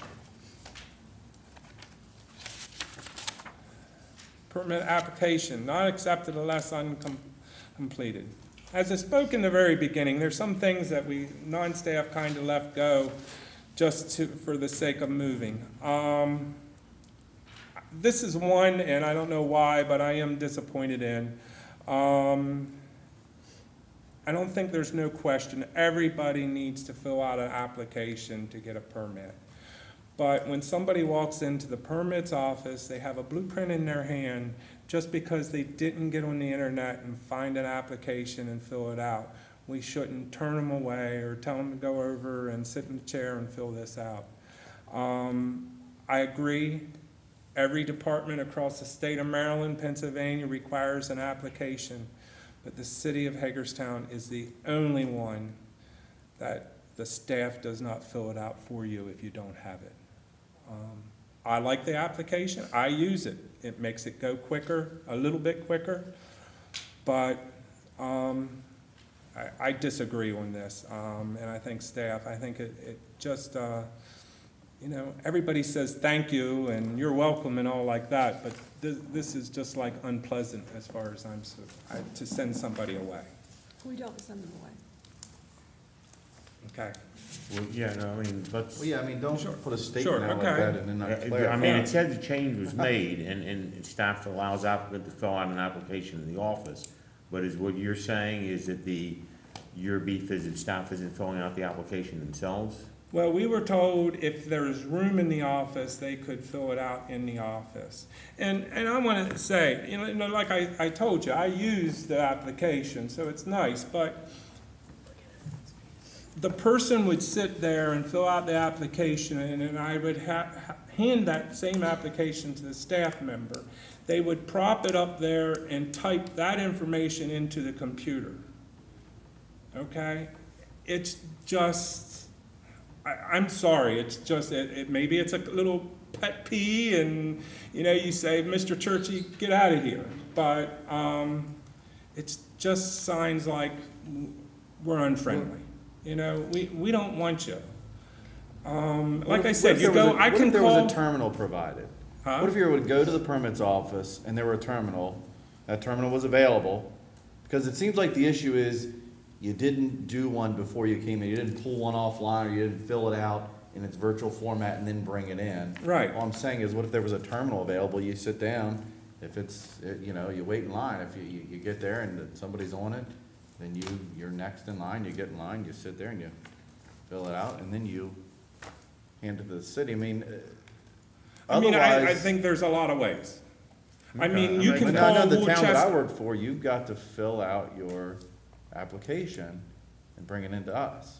We Okay. don't fill it out for you. I can tell you in Worcester County, I I picked up the phone and asked them. They said, oh, we take it over the phone. I gave them the information over the phone. She emailed me the application. I printed it out, signed it, didn't scan it because I had to send a check back with it, and returned it with a check. I can tell you, I can go down to Frederick, and if I have my blueprints and all, you can go in and sit there, and they will fill They'll out the walk through. application for you. They'll do a walkthrough. Right, they'll walk right through, they'll enter into the certain computer types as of they go, permits. yes. Yeah. For all permits, as far as I know. Now, I don't know, I can't answer on large commercial projects, because I don't do that. I'm more residential, I'm just speaking on the residential and the renovation side. I don't know if Scott can answer that or not. I don't even know the application fee. I think on this particular, thank you. I think on this particular issue, we already resolved it. I think in the past, if you came and didn't have it filled out, they wouldn't help you, or they were too busy to do it. I think you've solved this at the staff level, haven't you? We didn't even used to have an application. We started doing applications January 1, 2017, so it was a new process. Before that, we would sit there and try to pull out of people what they were planning to do. We created this application so they could be prepared in advance, it would go more smoothly, they'd know ahead of time what they need to do. And so, in the beginning of the year, we had this new process. And so, perhaps some people were turned away because they hadn't filled it out, but then we had conversations in Picker, and so now we urged them to sit on a chair or something and fill it out since they didn't have it ready yet. But it used to be we didn't have one at all, and so then there was an involved process of staff saying, so what are you planning to do? How much is it gonna, because then it led to, you're gonna need this kind of permit or not that kind of permit. This, with the application, we were trying to be like everyone else that requires an application, so that the applicant could think about ahead of time what they're planning to do and give us that information when they come in. And I can say that I've been helped, with our mechanical permits and electrical permits. I think that it's been a very good improvement. So I don't feel like I've been pushed away or turned away. So, like it says here, it says and they were wrong before. I definitely filled them out incomplete or wrong, didn't know what I was doing. So I think that there's been improvement. But I do like the idea of a kiosk, or something to fill it out. It's nice. Well, it'd even be nice if we could, to step it up one further, is if we could scan it in or even, email it in. That would be nice. There is something, there's room for improvement here. I think if you go to a We scan. don't accept an email application, You have to so that we fax can it, I put think. one off online, or from online. We don't have the software for an email application process. But you could So, fax so it. you mean that if If you want to put a deck If I printed out a permit application from online, from our website, for a deck, and for a deck, and then I filled it out, and then I scanned it, saved it as a document, sent it to your email with the document attached, you can't print that? Paul, how does that work?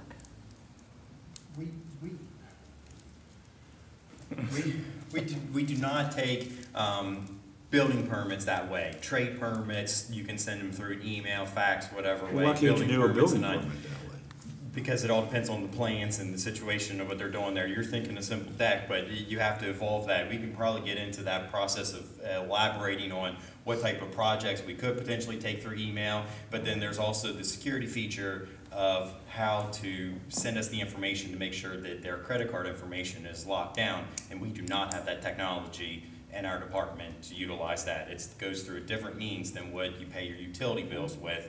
Utility bills are done through a different system, and our software system does not allow you to apply for a building permit through that way right now. We've tried a number of ways, and it just won't work, so it's an upgrade that. So it's about taking payment, it's not about taking a permit. It's through the payment process. If you want to apply online type of stuff, it's through an application and payment process that our software system does not do right now. well, I'd imagine there are types of permits as well. You're gonna want that level of initial communication.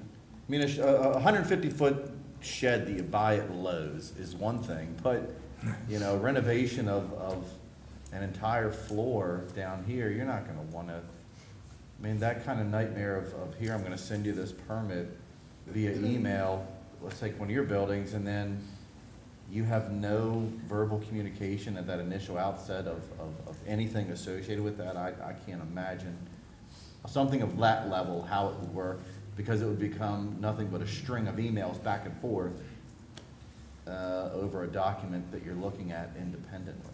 Right, like, what Councilman Alshire is asking into, about a year ago, I looked into a software system that would do that, that works with our current system. It was almost $400,000 to have a system that we could do the interactions where people would get text messages, emails, when we would go in and want to review something. It was a very costly system. Almost like a Hansen system. It's through Tyler Technologies that owns our Munis software system. It was just that it was too expensive to do at that time. But I think there's things that we could look at other jurisdictions to see what they do to potentially make it more a little bit easier to receive an application through an email or mail. But there's certain project types that might not be able to achieve that way. If, as Councilmember was alluding to, with larger projects, it might require more interaction. And I'm sure Scott could attest there's other jurisdictions that offer that. So it's something I think we could eventually look into what these other jurisdictions do. I do want to be, and this might be the perfect time to bring it up, because it's not in this package, but I am cautious on all the emailing and internet interaction in this. It's, you know, I got my first smartphone 3 years ago. You guys are all, excuse Lou, That's but okay, I'm you with guys you, are all Wes. young. I'm with you. And no, that's why I said, you knew what I was Wes going. and I are two peas in a pod. You know, I'm glad it there's a included lot of me in that. people in my age group, I'll put it that way, that do not have smartphones, especially in this industry. And we have to keep that in mind, that we can't govern it all around emails and the internet and the computer. I have a mason that still has a flip phone. I have an employee with still a flip phone and no email address. I've had employees through the years that are artists, but they might not be the best writers in the world. So we have to be careful that we intertwine this so much with the computer and the internet system. That's another reason why I feel that some people, I'm still a lot of old-fashioned. I come up and see Mary. I like to see Mary. I love to talk to her, ask her about her grandkids, and, you know, have that application there. I have the application out. But if I didn't, I think Mary should still ask the questions, and I'm just using her, I tried not to use names, but excuse me. Be able to take that Well, application. we did that prior to. Yes, and we did. January 1st of last year. Right, that's correct. I mean, Mary sat there and asked the questions and That's put correct, the information. that's correct. And I'm And then- sure and then we tried to sometimes, make it better. right. And if they were slow, we have to look at it from the standpoint, if they don't know the question, they're not going to answer it on the application either. Sure. They're gonna need assistance on answering it on the application, so. Anyway, if everybody's okay, we'll keep moving. It's yes. just like a little, cut P. Length of time between permit application and permit issues. I can tell you, last May, it took 4 weeks. This last November, I had 2 weeks. I think that we're on the right track there. They have made some changes. There's some things that we can't help, MDE, State Highway, and the Health Department. We can't do nothing about them. They're state organizations, you know, you can't push them. They're gonna get to it at their own time. But for standard permits, like I said, I think we're on the right track, and hopefully them 2 week for new homes keep up. We're gonna keep an eye on it. I think we're on the right track, and it has improved. Again, I don't do big commercial buildings, so I don't know on that line, but it seems like everybody's been happy on the timeframes there. Applicants may not know that a permit application has stalled. Again, this comes to the computer. I had one stall, and part of the problem in May, the 4-week one, it stalled a few days, and I didn't know it. In fact, I learned about it by my heating person telling me, oh, do you know you can check your permits online now? And that's how I found out it stalled. I think we should not only notify people by that chart or whatever, but it would be nice, it seems like we pass emails to the employees and things like that. It'd be nice a phone call sometimes, you know. Again, it comes to that internet thing. I'm out on the road. Sometimes I only get emails once, if not twice, you know, or in the evening. So it can put a package 2 or 3 days behind because of that. Can I ask a question? Sure. So is the issue or the concern that the permit has been stalled because of some review issue?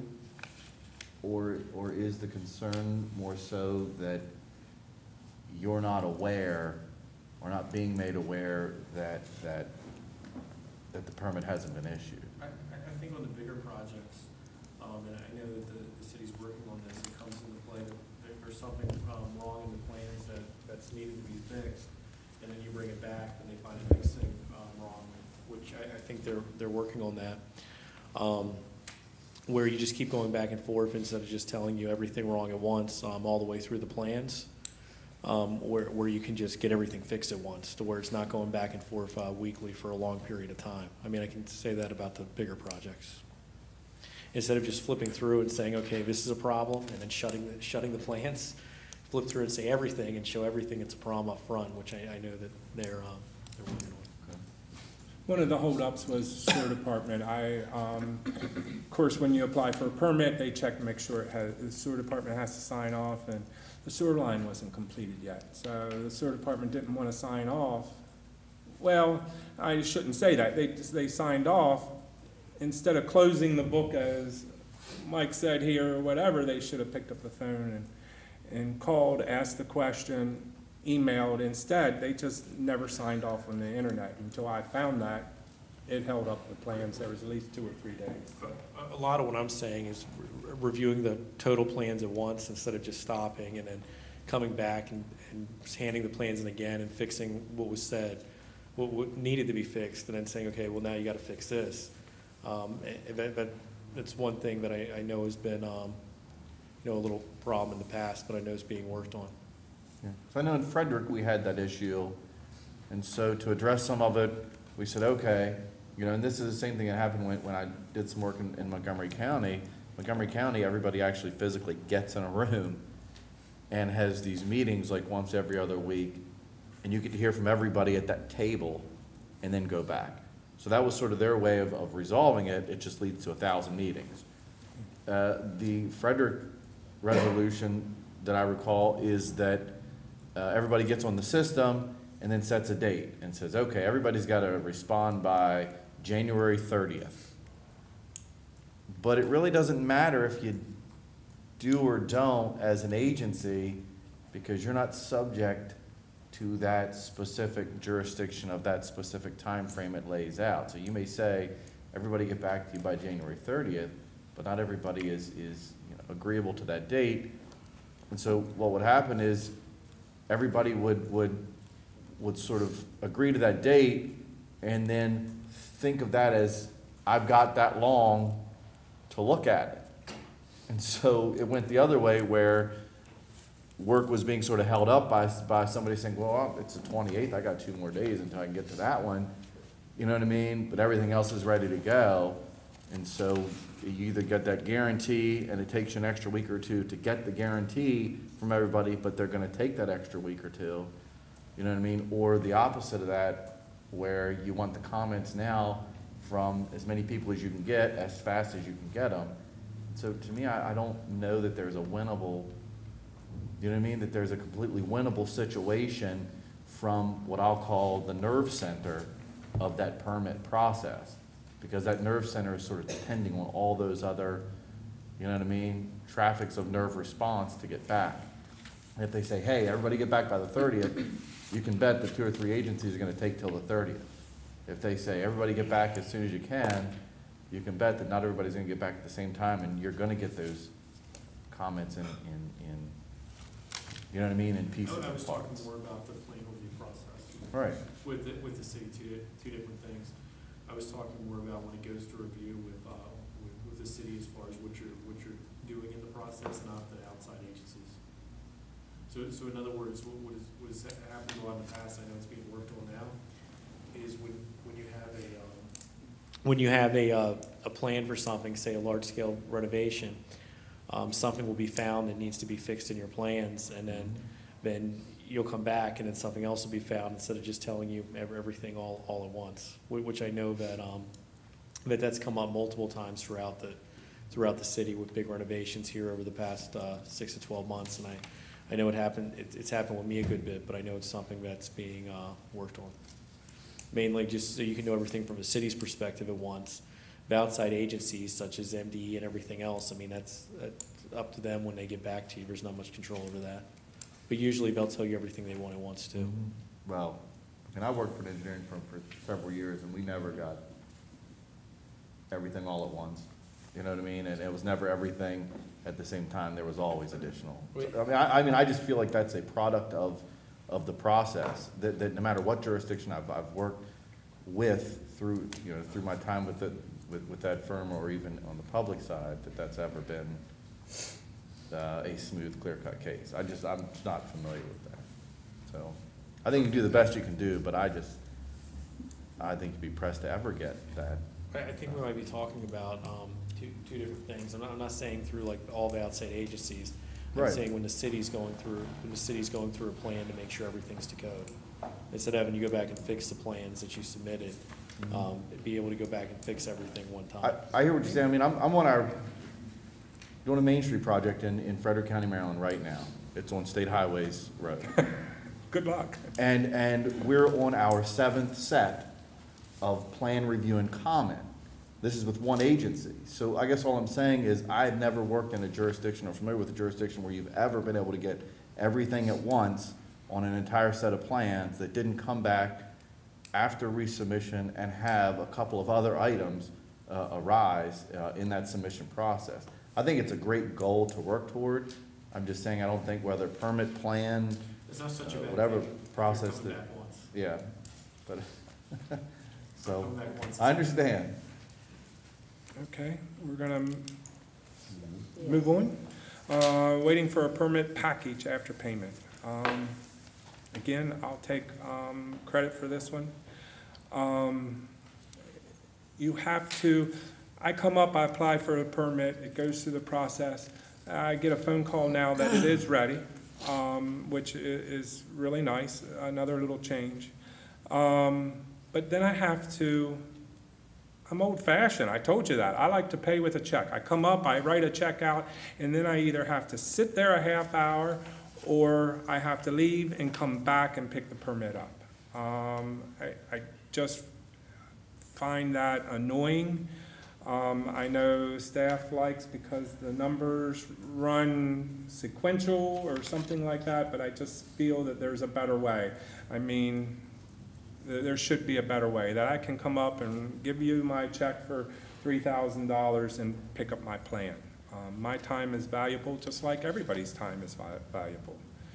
And For these, that the change was made, because like in this circumstance, the change was already made, and since we have a lot that the mayor council has to decide on, and don't have too much time, I think for the ones where the change was already made, maybe we should just high level explain what the change was, that way everyone that didn't attend the meetings could know, and plus the people watching, and then we get in further detail on the ones that require mayor council.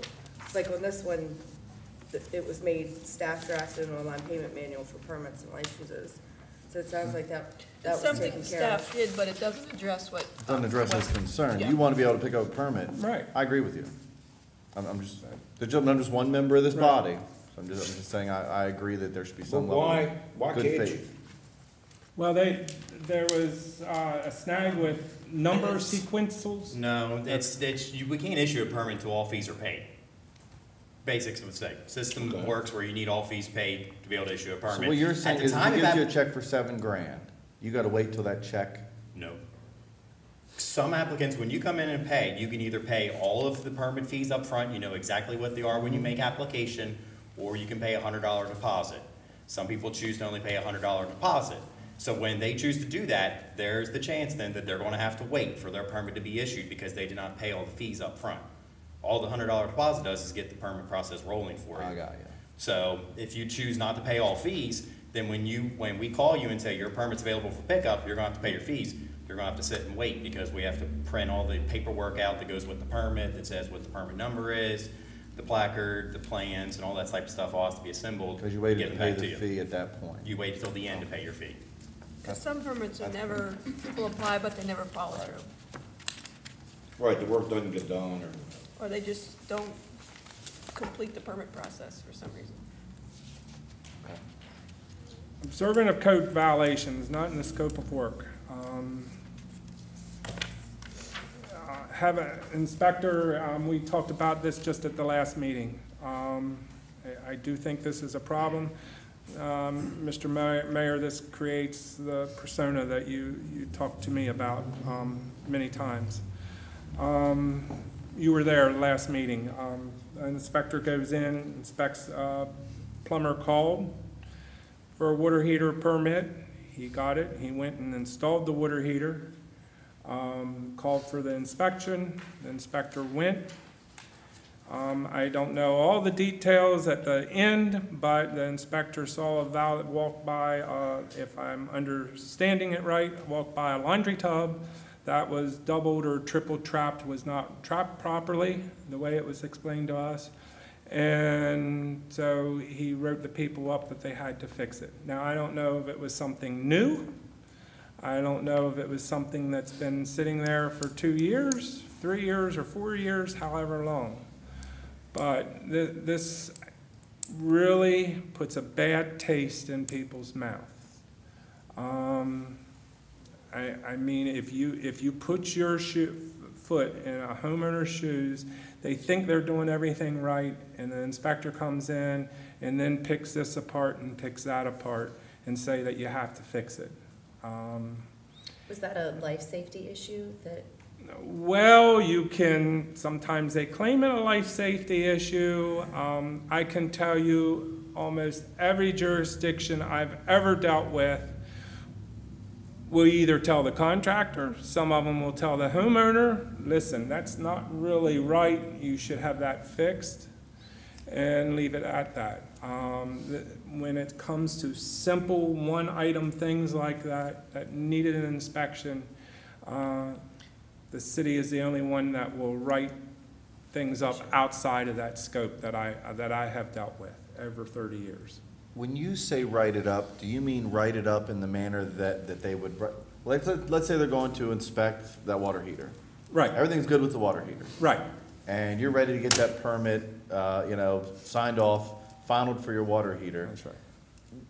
Are you saying that they don't final off the water heter because of that separate issue? That's correct. And I guess for me, the compromise would be, you need to final the work that was being permitted. And that to me is a completely separate issue that you say, whether through some separate letter submission or whatever, that you say, here's a violation that was identified as a process of finaling this. But I guess for me, and the compromise would be you don't not sign off on those unless it is a directly associated with that, and I issue. I agree, I can't, Can I give you the staff's perspective on this? We would final that. We give people the option of adding, if the work is like, if this is a plumbing permit and this other stuff is plumbing, we give them the option of adding that into the plumbing permit. so you don't hold the permit up itself. And if that's not the way it goes, then we can pursue it later as an enforcement. We try to avoid the enforcement by saying, would you like to add this to your permit, or you need to come in and get a permit for that other work. As long as that's an But there's actual That's why it says up there, there's option-oriented some confusion about what process. closing a permit and UNO. Those are two different things.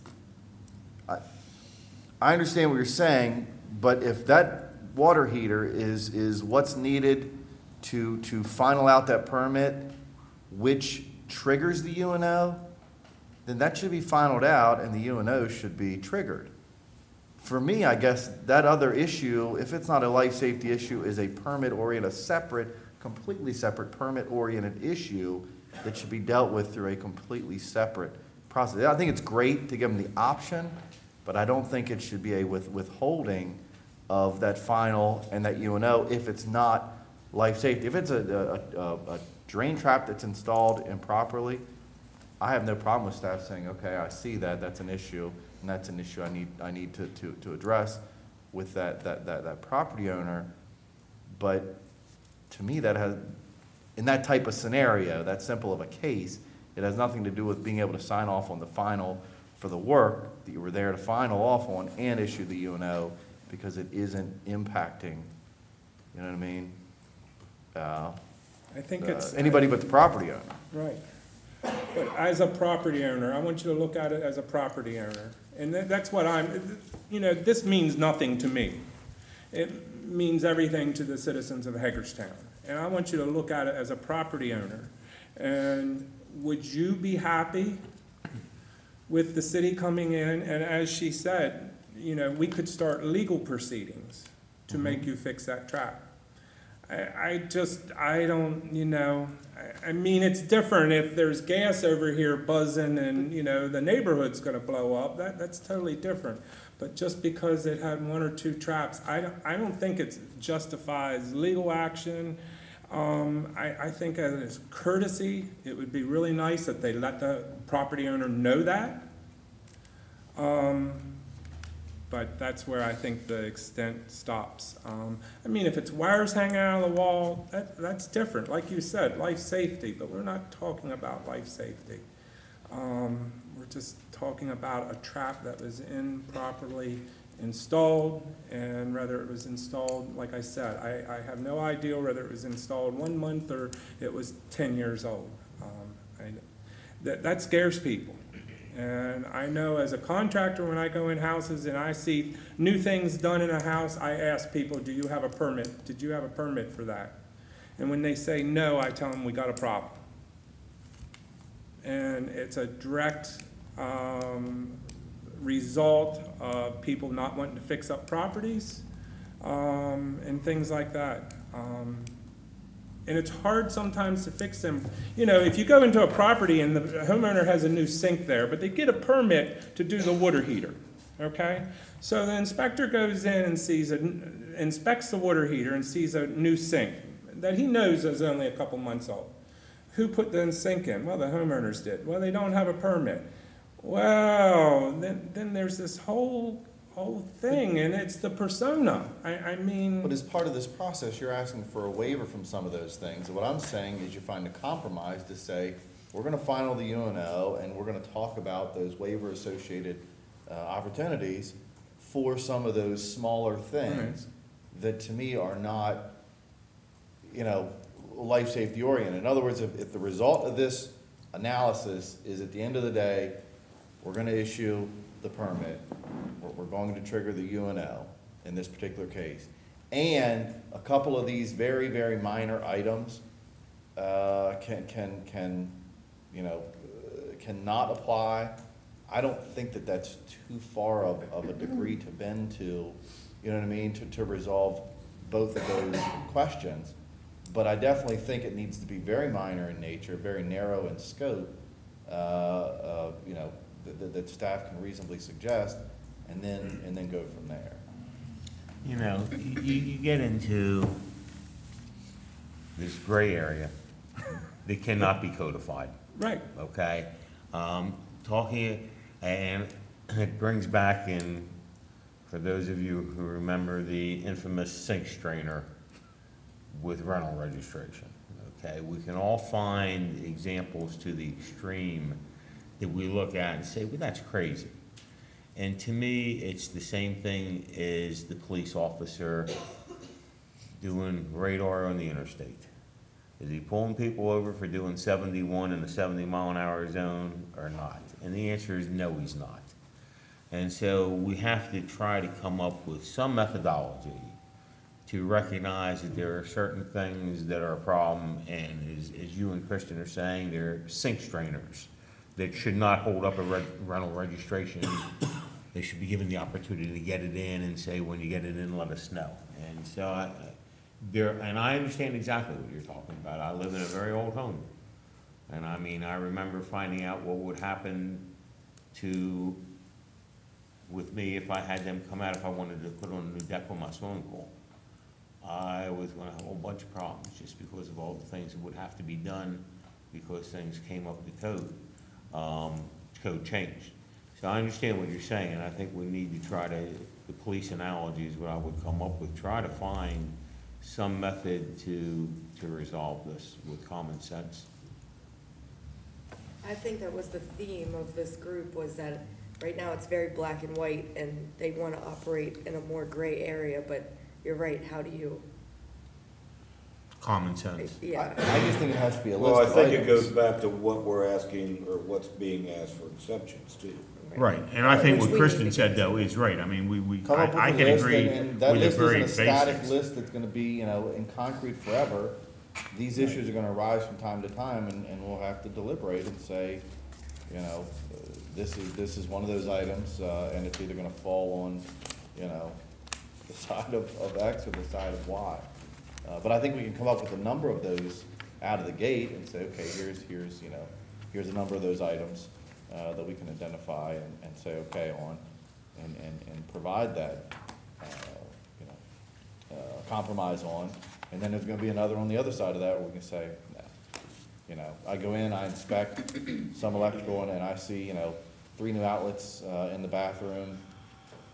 You know, no, not acceptable. And so I think we're just gonna have to figure out what they are. But they shouldn't hold up the finalization of. And towards the tail end of this PowerPoint, there's a number of ideas for exempting things from permits, and that would probably cover a number of Yeah, those some of these. Yeah, I think I'll solve some of those. Right, it would solve the problem if you exempt them from permits, it would automatically solve the problem. Or it'd give the homeowner or a registered plumber the chance to fix it. We okay? Yeah, keep going. Let's Okay. move it along now.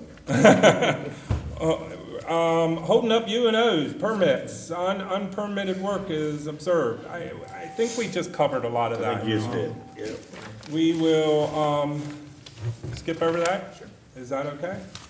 Yeah, I like the recommendations. Excuse me? I like the recommendations that are in there. Okay, all right. Multiple inspections on a property, one fails, other aren't, canceled. This was something that's happened to me before.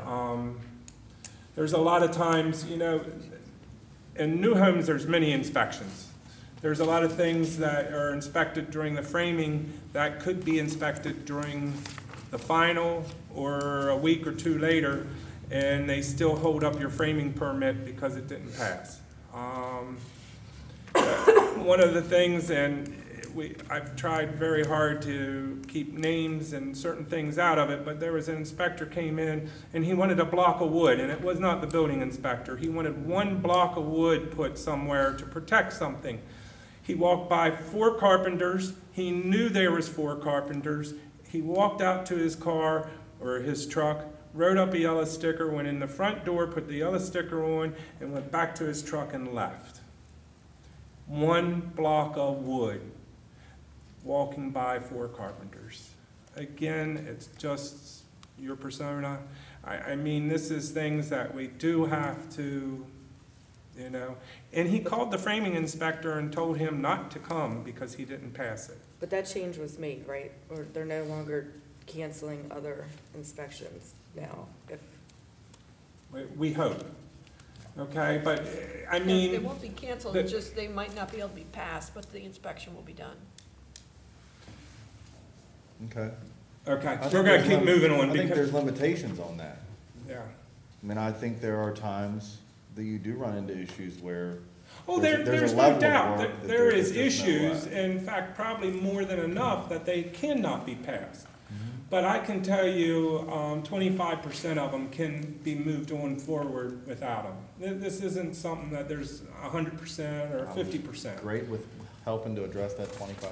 Yeah, that's it. Most of all this, we're talking probably 25%, so, or less.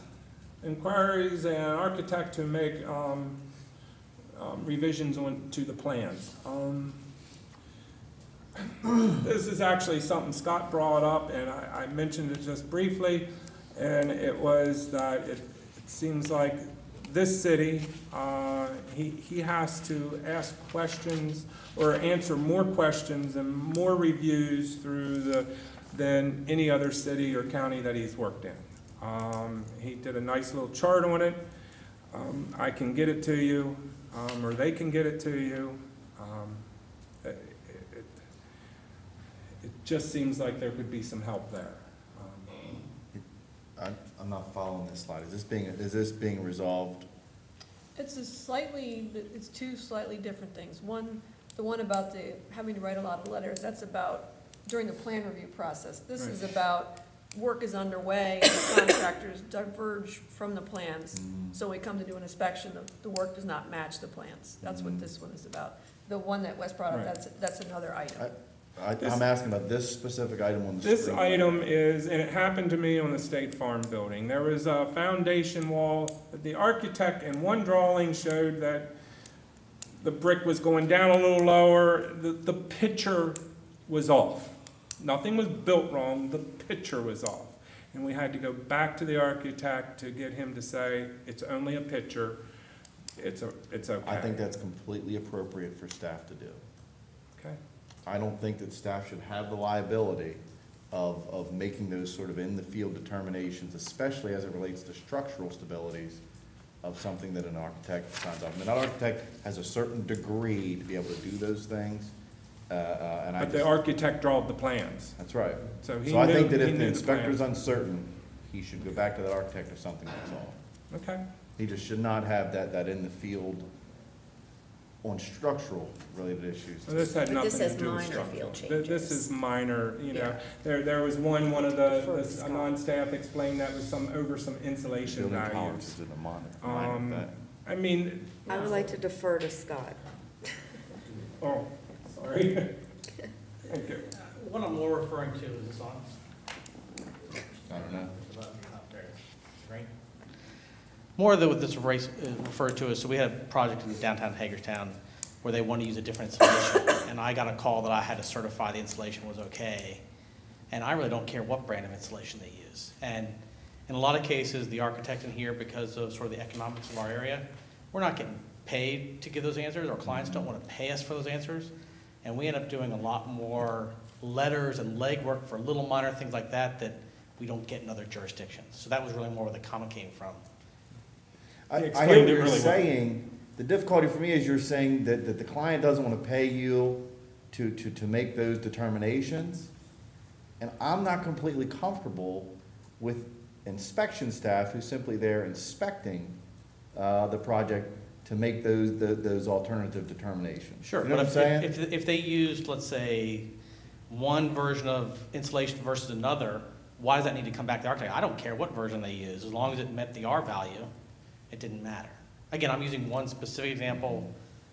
We could go back and forth on this, but Yeah, I just get a little hesitant when I see the term building tolerances. understand, there's definitely a line you have to cross, but I will say, and I did an analysis of all our jobs, and I write 2 to 3 times more letters for this jurisdiction than any other state, county I work in. And we do mostly renovation work, so it's not just because this is an old county and it's a renovated building, it's just, and I'm not talking about the letters that we write for the initial permit. Those we always do, but I'm always writing letters here than I am not elsewhere else. And contractor, they had to move a wall a little bit. It may not affect egress, but here we always have to go back and revise the drawing because they had to move a wall because of a conflict in the field.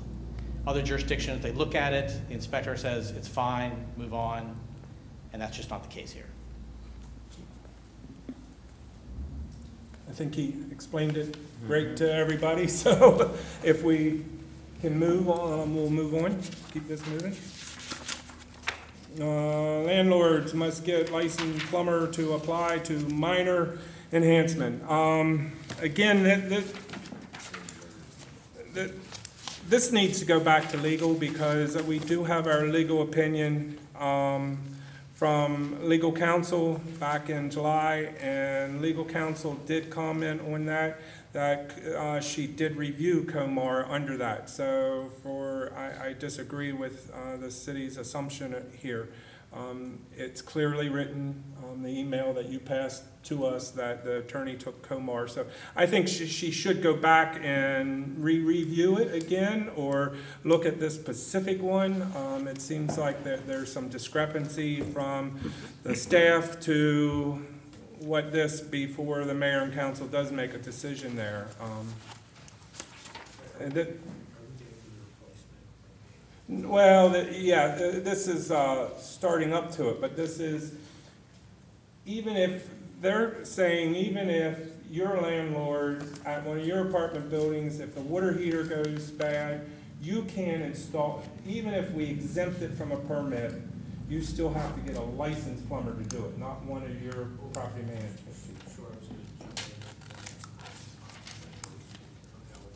Well, I think that's legal, that there's some legal between staff, legal, and maybe me that needs to be clarified there. I think it's very important. Well, if you're aware of other jurisdictions in the state of Maryland that do it, Yes. I think the easiest clarification would be to determine how they're getting around what our legal counsel has said is a problem. Well, Right. and that was the exact letter I asked legal counsel in July or August. That was my opinion. Ms. Mears was there, and me and staff, Paul and Kathy. Legal did give a opinion, and Yeah, that was a slightly different issue of whether or not we had the authority to modify the the plumbing code. And she felt that we did. This part about the licensed plumbers is in a different part of Comar. It's not in the actual plumbing code, it's in this other, I don't know, was it licensing professionals code or something? yeah. So, I know the attorney. Yeah, is that the one through DLLR? Yes. Yes, yes, But where one allowed it and one Right, didn't. right. It seems like the state has went out of I'm their putting way. asterisks by the ones that need to come back for reevaluation. Okay. Okay? The state has made, it seems like in 2015, some changes to codes and all to try to make things easier. So, like you said, and I think it's more legal than anything else. We can talk about it all day. So, energy code. Does the code allow for exposure of existing brick walls in rehab? It would be disturbed to allow this.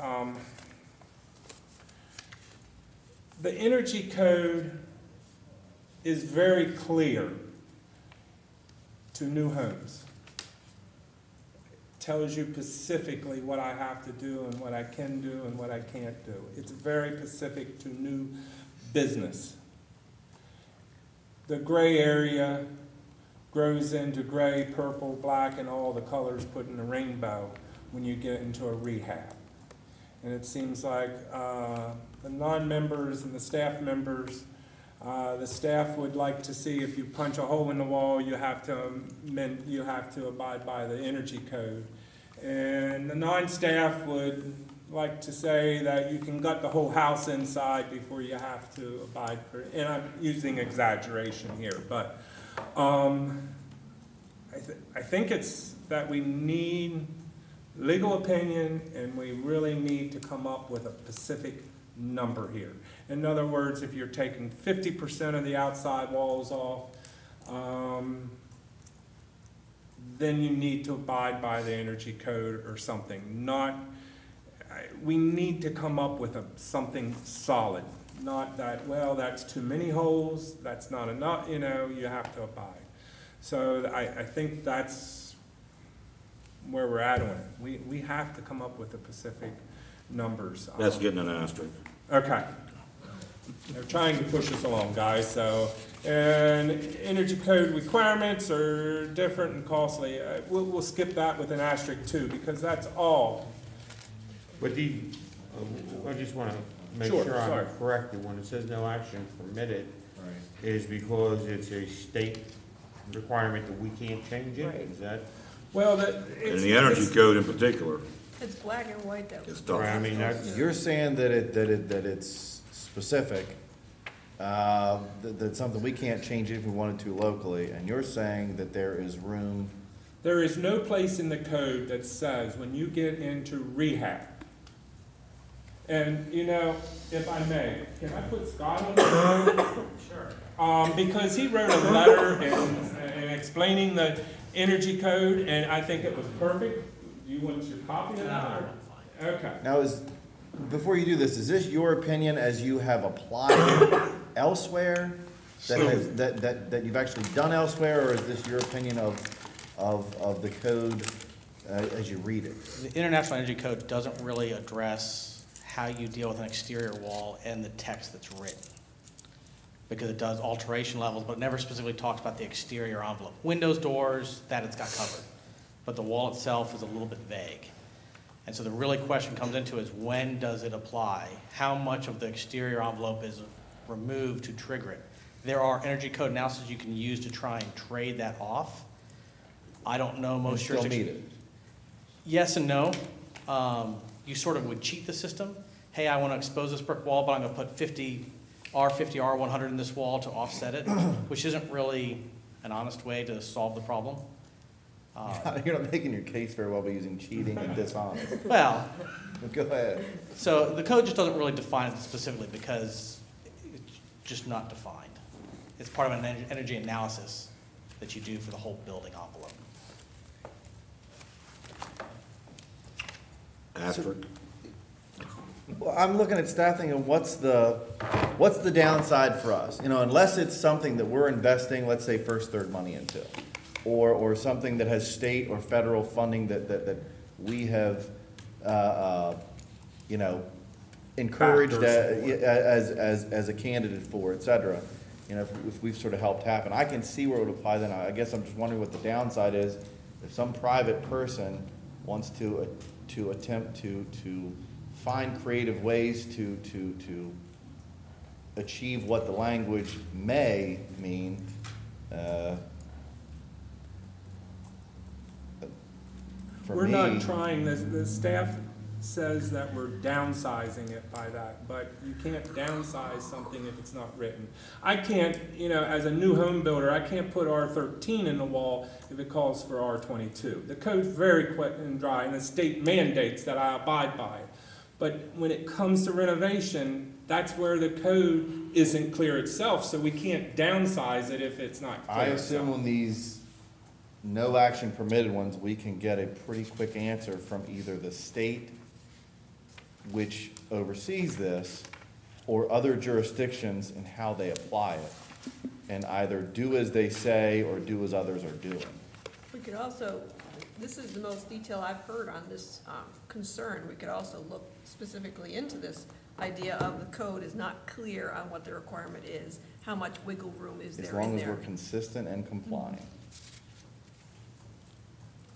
Okay, moving on. All right, we'll skip over the online rental license, just because it was updated, it was, changes made. Oh, I'm sorry, I flipped the page, sorry about that. MDE, it seems like MDE, holds up permits.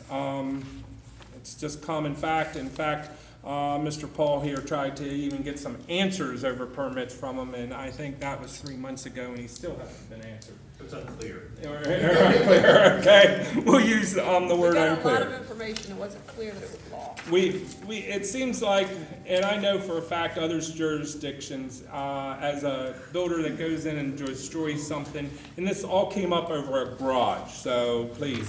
But as I apply for demolition permits, any other jurisdiction, I go in and I look at the property, and if I see asbestos, then I have to have it abated. Besides that, I sign a waiver stating that I inspected the property and that there is no visible asbestos within the structure, and if I'm in Frederick City, I am given the permit. And trust me, there's other jurisdictions, historical districts and all like that plays into this, but this, in short, we're trying to bypass MDE, basically. Other jurisdictions have, and we feel that the city should accept that same thing. And some of the non-members have had frustration with that, and that's what it brought up. And as Mr. Paul explained, he's had some frustration with it also. So anyway, that's what this was all brought about, was one single garage and the unavailability of ever to get MDE sign off. So. Yeah, keep moving. Yeah, okay. Online rentals, we're gonna skip over that. That was changed, it was just updated. Then big one, permit exemptions, items. I think everybody's been waiting for it, so we're gonna start with the very faucets replacement. Staff and non-staff, their chart is great. They did a very good job. We both agree with this. We think you should have passed this. Shower heads, we agree. Can I look at everybody's smiling faces when they, oh man, I didn't have a permit for that. Sink replacement. There is some controversy over this, and some of it is over, and I have some pictures here I am going to pull out.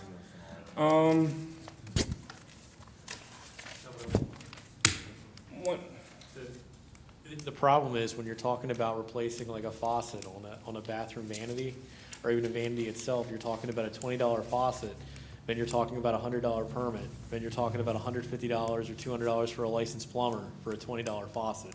So what happens a lot of times is that's what's causing a lot of the grief with a lot of the people buying investment property in the city, is they're going in and a $20 faucet or a $100 toilet is ending up costing them 300 to 1,000% more in the end.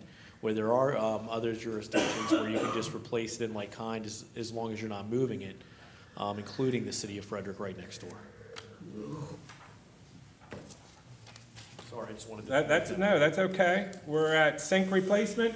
The problem, and as I explained, like I said, I have some pictures here. I got two different types. It's somebody used, as it was explained, somebody used this flexible pipe to hook up their sink. I did contact Mr. Paul again this morning and asked him what Pacific code he was calling, and talked to Les Grimm at Mechanical.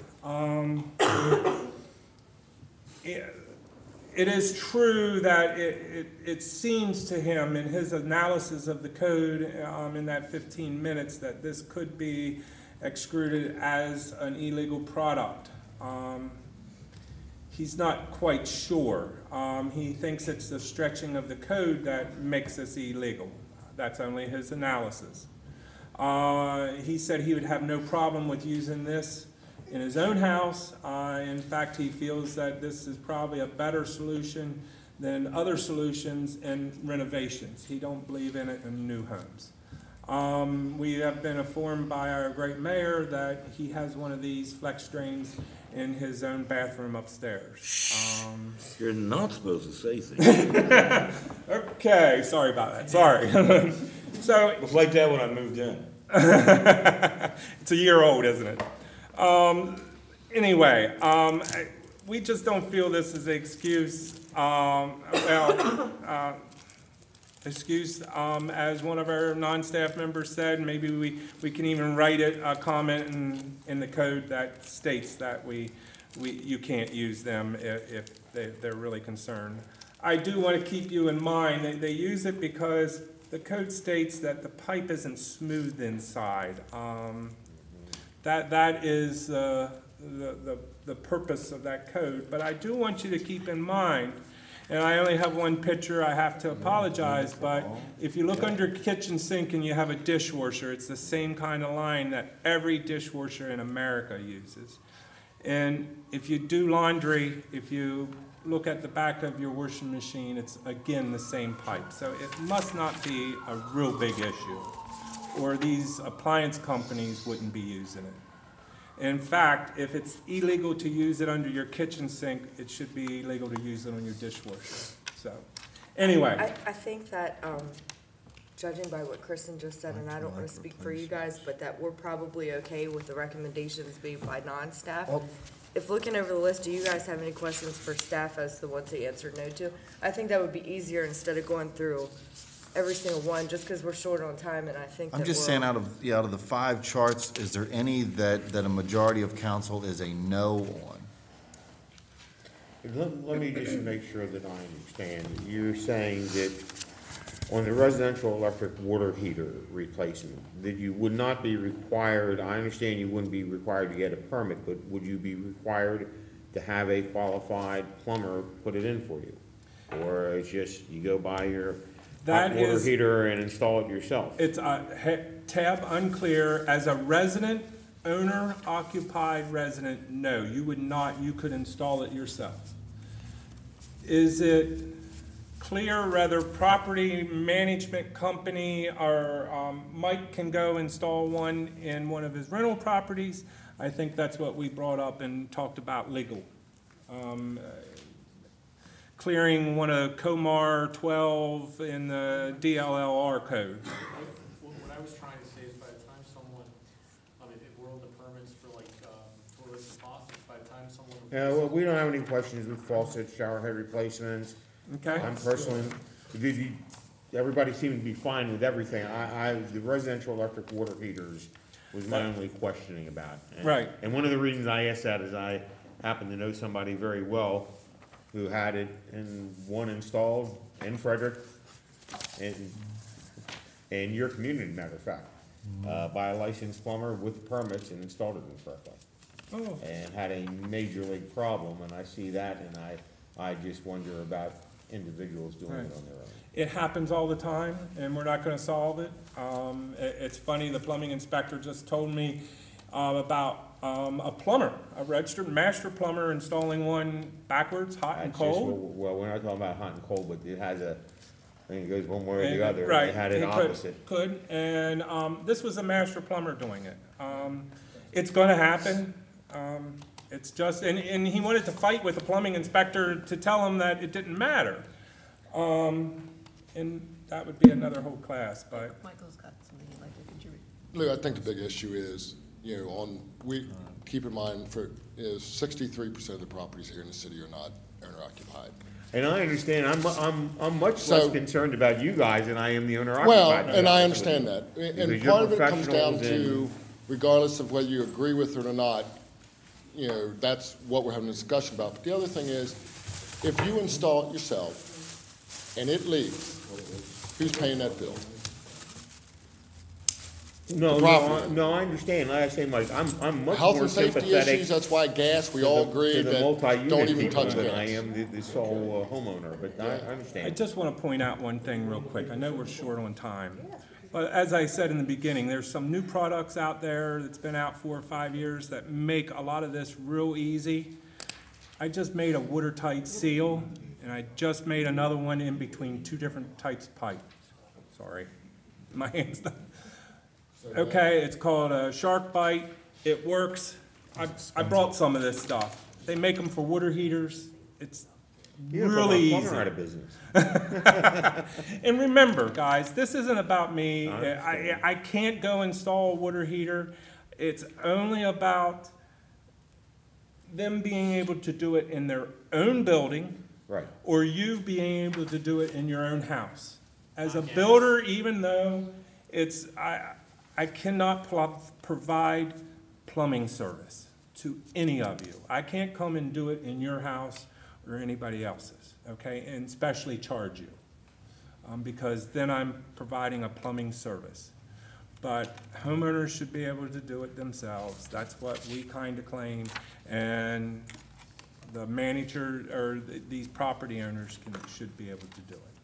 And it's only residential, it's only electric, it has nothing to do, there's some papers passing around that they blow up.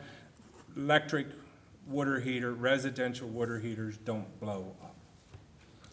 Okay, so, if gas is off the table, and it has been off the table I for a understand. long time, so, there's no problem with that. I know everybody's trying to move us along, Okay so. with that one? Huh? Just I find out think if everybody we're else okay is with it. that right? I'm a yes on all of these. was, I'm sorry, I missed, on all the plumbing? They're okay with this entire sheet. They're Oh, okay. okay, okay, great, I'm a thanks. yes on all of them. Okay, Not just- the, the next page is electric, there's only one no on that, and that's ceiling fans, light to a ceiling fan. You can see our point, their main point is the box may not be strong enough to hold it. The only point I want to push out is I can guarantee you I can go buy a solid brass light and put up that's twice as heavy as that ceiling fan and don't need a permit to do that as it stands right here, as it's written right now. So why shouldn't they be able to put a ceiling fan, take a light down and put a ceiling fan up? I think anybody that has the availability to do that on their own would know whether what's up in the ceiling is going to hold it or not. I actually agree. I'm on the side of the staff on this one. I think Okay, that, oh, that's yeah, fine. knowing that the weight can be an issue, so, No, What's a GFCI outlet? like what you're exactly. Ground ground fault? Like where the Circuit red- interrupt is what it stands for. Ground fault circuit interrupt. That's the little one with the two little buttons Yeah, on. little buttons on it. Oh, okay, okay, I Bathroom, got you. kitchen sinks I usually. got you, okay. Near where water is. No, I understand exactly. I just didn't know what it was. Now I know what it is. You're not gonna replace stuff in your house. No, I don't No, touch no, electric. I can tell. Do we need to talk about any of the other ones? No. I mean, I definitely think on the mechanical side, I also side with the staff. Being, like for like on mechanical is, dangerous. Oh, okay, Yeah. sorry, Oh, sorry. sorry. I'm moving right along, sorry. That's I thought we fine. were only going over the one that, sorry. So what's the consensus on the ceiling fan? Kristen says yes, I agree on the staff side. I say no. I'm a yes, she's a no. I'm a yes. So you're a what? Yes. Okay. Yes, So exempt. yeah.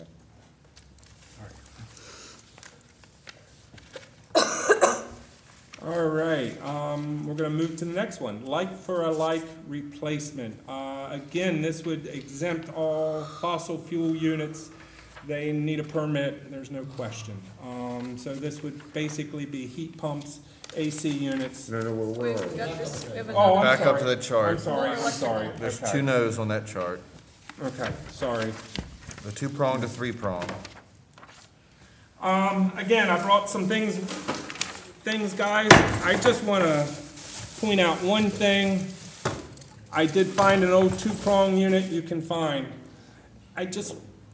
If you take out this two-prong and put this in, okay, is it any different from taking this and putting these in or doing this? Here you go, wire. And the cord was already cut, so I didn't waste a good cord to show you that. Cut off the ground prong. It isn't, but is that something that any electrician would tell you is a good idea to do? Actually, What, 2 to 3? Yeah. Absolutely. No, I mean, with the adapter. I'm talking about the adapters. No, that's why going 2 to 3 is a positive, because we're not cutting those adapters. No, but what I'm saying, if you're telling me that this is no different than doing that, but what you're saying is that really isn't a good method to use the adapter. that's correct. But what you're telling me This is better. But what's the difference? Because right now, it requires In terms of a the certified electrician to take that one out and put that one in. And what do you have to do to put that one in? You have to add a ground line, don't you? No, You don't have to add Match the anything. colors. no. You just want to- You match up the colors. Well, most importantly, you want to turn the breaker off first. Yes. Yeah, but, listen, I. No, ask. Seriously, friends, I'm getting free advice here. I live in a house that was built in the late 40s, okay? So on most of my house, I've You got have nothing but this. Right. You know, when we put in central air or an air conditioning unit, they came in and put in different electrical with the three-prong and the heavy duty. I have always just been under the impression that, that there was a difference. So when I go to replace my ceiling unit and it says I need another wire in there, is that the same thing as doing this? The ground? Yeah. Yeah, it's because you live in an old building, you don't have to add that ground. The only time grounds are added is for like appliances, refrigerators. Which we obviously have. Right, there's some other Yeah. kitchens. Can I make a suggestion? Sure. Because not only is this, but getting into art faults, those sorts of things, we need to discuss that. Art I faults ask on that you certain put an houses. asterisk. I don't think it's I gonna help. agree. Can I ask that you put an asterisk next to this slide? And that's something that will come back. I'll present information to you as far as what the requirements are. When it comes to electrical, I would love to do that, mainly because I would love to be informed. You're looking at someone who obviously Right. is not very bright on this. All right, Astrid. It does seem like we're rushing, so, all right, the last one, oops. Like to like.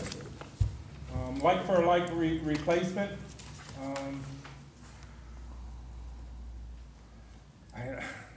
I mean, if you're replacing a receptacle with a receptacle. This is mechanical. This is Oh, mechanical. this, I'm sorry. For instance. Sorry, guys. Mechanical, I have no comment. This was brought up by the non-staff that they feel, some of their AC units, shouldn't need a permit. Some of their heat pump units, they shouldn't need a permit. We do have to keep in mind that they do have to use certified people because under federal law, when you start talking about freons and all like that, they have to be a licensed, But are they going to? excuse me? But will they? I mean, Well, they that's the have to. question. You can't even buy, if you don't carry. No, I'm well aware. Oh, okay. Yeah, I know. That's Right. why I side with Right. the staff on this one. Because they're gonna do it anyway. Well, I just think that I it mean, you're not allows, going out and getting a 3-ton central air unit and taking the one out and putting the other one in yourself tomorrow, right? And with that type of item. but it would just allow your neighbor, It's like, not like an outlet. no, it's not like an outlet at all. And it just allows, non-licensed contractors to put in, heat pumps or, The problem that I have with, when I go through this stuff, I always have one thought in mind. With the one side, there's the homeowner and the problem will cause for the homeowner or the people who own the buildings. The flip side is, at least Kristen and the mayor will know what I'm talking about, is the grinder pump issue, okay? We used to permit grinder pumps in our sewer system. And if you don't know what a grinder pump is, it sits in your home, and it was totally permitted. And a whole development had grinder pumps. And we all found out something. Grinder pumps suck. They break, they fail, they are horrible. And expensive. And expensive. And who do you think, 75 homeowners blamed for having grinder pumps in their house? Did they blame the builder? Did they blame the developer? No. They blamed the city of Hagerstown for how could you allow these people to put grinder pumps in? And so now we have a whole special pricing for the homes with grinder pumps because we now service them for free, but they pay an additional fee for that. So when I see things like this, my concern is for the potential subsequent owner who would come to us and say, how did you as a city ever allow somebody to do something like this? Where I see the sink thing and these other things is a very different ballgame. I would have some concerns about that also. Again, you're giving examples. I'm assuming you could give a mechanical like-to-like example that some of us wouldn't have a problem with. But if you're talking about major HVAC units, I think most of us would. I understand. In fairness, when you talk about the grinder pump, we're not talking about putting a new HVAC system in. That requires a permit, licensed person, because you're dealing with ductwork or whatever else. With the grinder pump situation, the fair analogy would be the grinder pump breaks. And can you replace that grinder pump? Not, do I put a grinder pump in to begin with?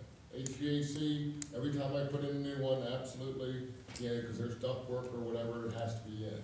talking about 3-ton units being yanked out, outside system, being pulled off, put a new one in. But the thing is that, even my experienced mechanical guys can install it incorrectly. And so I'm just saying that by not pulling a permit, you're allowing the neighbor who works for XYZ company to put that in, and I just don't find I just think that it creates a hazard.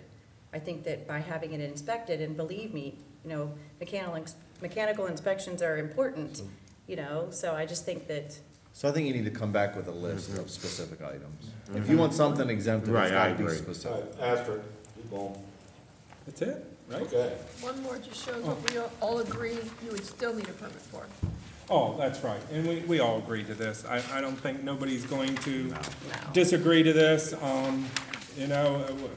Tubs, gas lines, new wiring, new plumbing, relocation of fixtures, I think, fall under new plumbing, and the new holes in the wall was explaining something not meant to be changed, so, and commercial water heaters and all. I think we're all trying to be sensible about this. I agree. Good, we all are. Hey, fantastic. Good job. Did a great job. I know that, it's the end of February.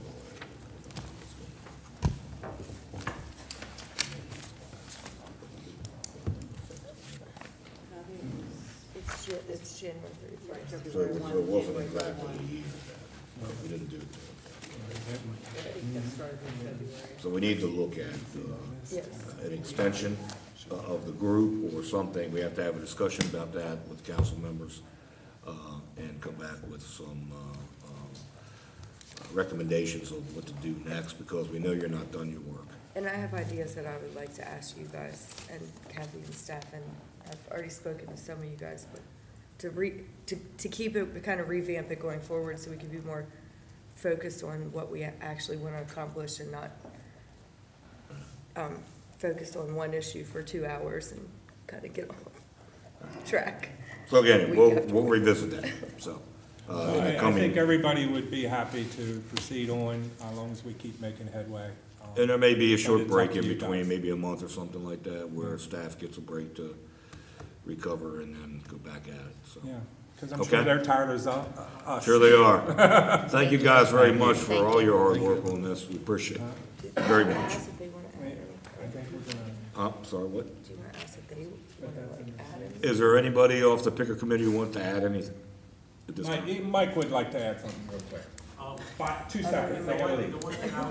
Right. The one thing I was saying, as far as landlords go, the vanities, the sink faucets, and then a lot of that wasn't clarified on there. When you're putting in a $10 bathroom sink faucet, then you gotta get a $100 permit, you gotta get a $200 plumber, you gotta schedule the plumber, or else you get a rental already convinced inspection and you fail. Yeah, but they Ma- already agreed. We already agreed with you. That, vanities and toilets that aren't moving, that are We just. already agreed with you. Right. Okay, thank you. We fixed that tonight, yeah. Thanks, everybody. You weren't paying attention again. Merry Christmas, Lou. Not you. You can use them. You know, I gotta tell you, I'm very happy. Ken would like to see. I may, I thought it was dangerous. Not done. One thing, Well, if you, there's a lot if of you things do you can do. reissue, and we touched on it probably in the middle of our, in the middle of our year, but I really would like us, or like the mayor and city council to expand some of the scope to enter, rental licensing. I think that's the code enforcement for rental licensing. The perception of a lot of investors, it's the first impact a lot of outside money has with the city is investors come in, they buy properties in the city, and they go to either renovate them, or they go to seat tenants, or they have to call in the license. And that is the first impact, the first touch, and that touch is generally a very negative. And I really think that if you would allow, I know the scope was kind of closed down in the middle of our year, if you could, if you Well, actually, it give us that expanded. chance. It expanded at one point to include landlord registration and code compliance. And we had 3 members of the council who said, yes, we need to look at that also if we're looking at everything. So that's another thing you have to look at next year. this coming year, I guess. The year we're in. The year we're in. And Thank you, guys. thank you. Eric, if you're quick, I'd appreciate it.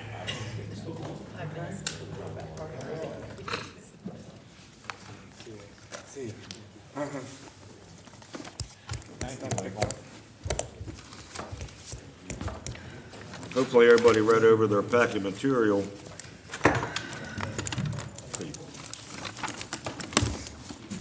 Thank you, Scott. Mr. Delegate.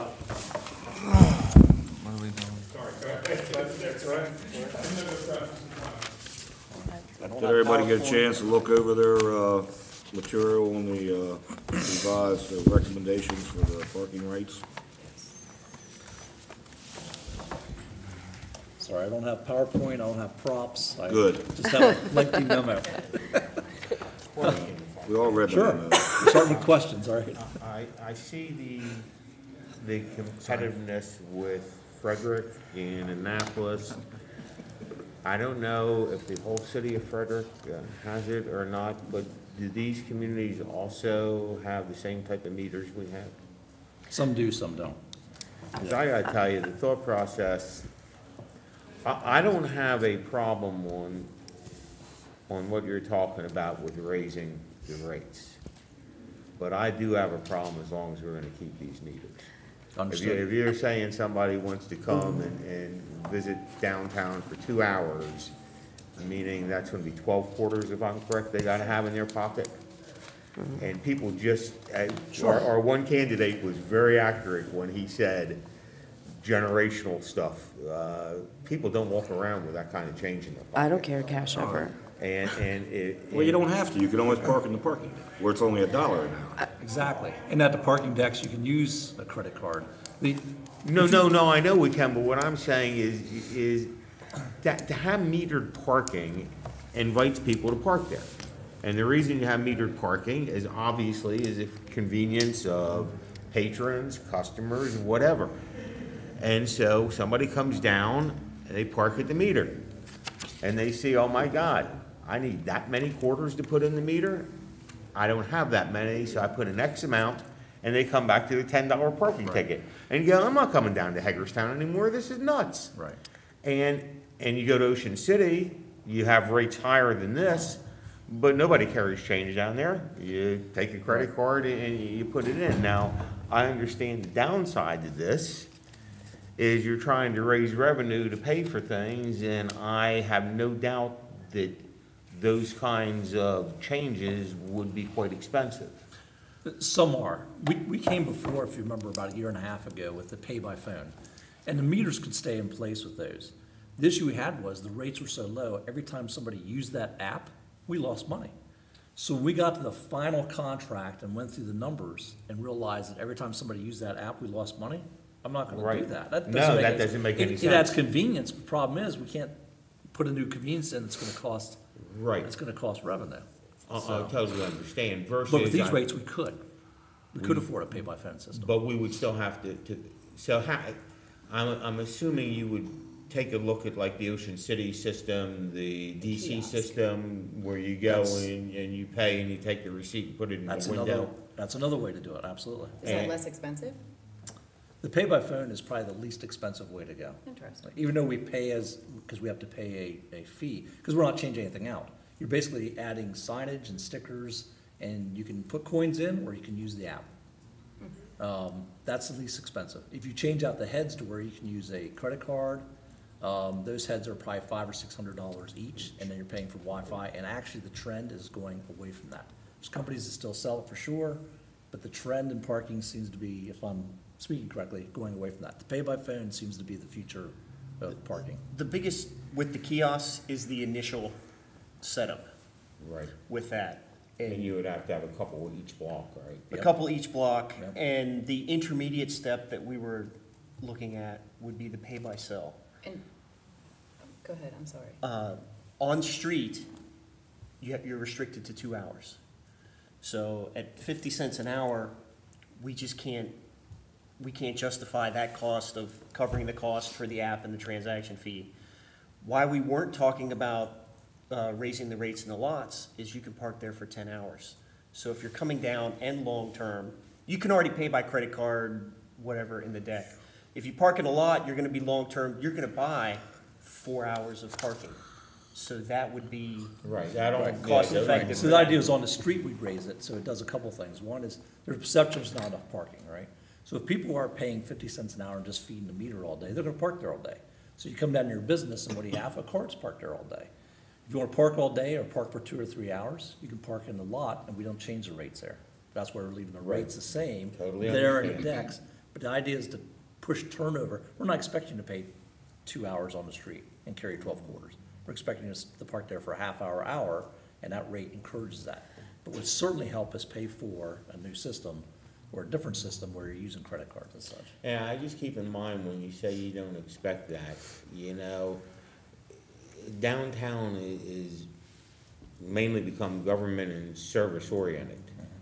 So, and we have, without question, of any place I've ever been in the state, the least accessible amount of parking related to the courthouses. Okay, And yeah. those government agencies and anywhere in the state that have large parking lots. So you're having on a daily basis a substantial amount of people driving down, whether it's to visit parole and probation, or the circuit court, or the district court, or the public defender's office, or all these offices where they're not just stopping in for that 30 minutes. And that's where I do think that would take place. And I appreciate what you're saying, and Yeah. we can say it here so maybe people will get the hint that unfortunately when people abuse handicap spots, that we end up having to put meters on handicap Right. spots. We've Yeah. had that situation repeatedly where people park in handicap spaces all day long that are employees. Because it's free, we don't meter them, and I think we're gonna. And the have to rate do could that. go in maybe when we have the technology in place. In other words, we work on the technology, whether it's kiosk or it's Right. pay by phone, and when we're ready to go with that, that's when the rates could change. It wouldn't have to be July 1, it wouldn't have to be a set date like that. It could be, that way it pushes us to get that technology Have moving we and forward talked to the first. downtown business community about this? No. And that's what I wanted to Nope. bring up, is with the urban improvement project and all this construction that's hopefully gonna be happening Yes. over the next several years, I think this might be more detrimental, because traffic is already gonna be messy, there's already going to be construction everywhere. Is this gonna impact, like, Regenerate Float, where the people park on the street, or the Plum, or, Mike Draper's Century 21 office, where people park in those, in those spaces? And they're going in to sign paperwork. Are they gonna have 8 quarters with them? I think it might add to the already frustrating experience that it probably will be when everything's under construction. It may. Yes. They may also be equally frustrated when they want to park in front of Regenerate or anywhere else, and they can't find a space because there's a car parked there all day. Yeah. That's see what we're both trying sides. to Yeah. alleviate. I do strongly think we need to have technology in place before we raise them, or at least some sort of option, but. And I'll tell you my other concern. And I have no problems with where you're coming from, but Yeah. I think we need to discuss this while we discuss the budget, and I'll tell you why. We have a lot of discussion take place. There's been discussion here about two-tier tax system. One of the discussions that hasn't been formalized at all, but has been floated, is part of the two-tier tax system might be a different tax rate for commercial. And I'm just thinking, this business-friendly city council is getting ready to discuss, without having any discourse with our business community, of telling our downtown businesses that we're talking about potentially putting you at a higher tax rate and raising the price of parking downtown. Aren't we business-friendly while we tear downtown apart, without having any discussions with them at all about it, just letting them know we just decided to do this? I think if you're looking for a bunch of people to come in and say, how could you do this without even discussing this with us, when we're allegedly doing this for their benefit?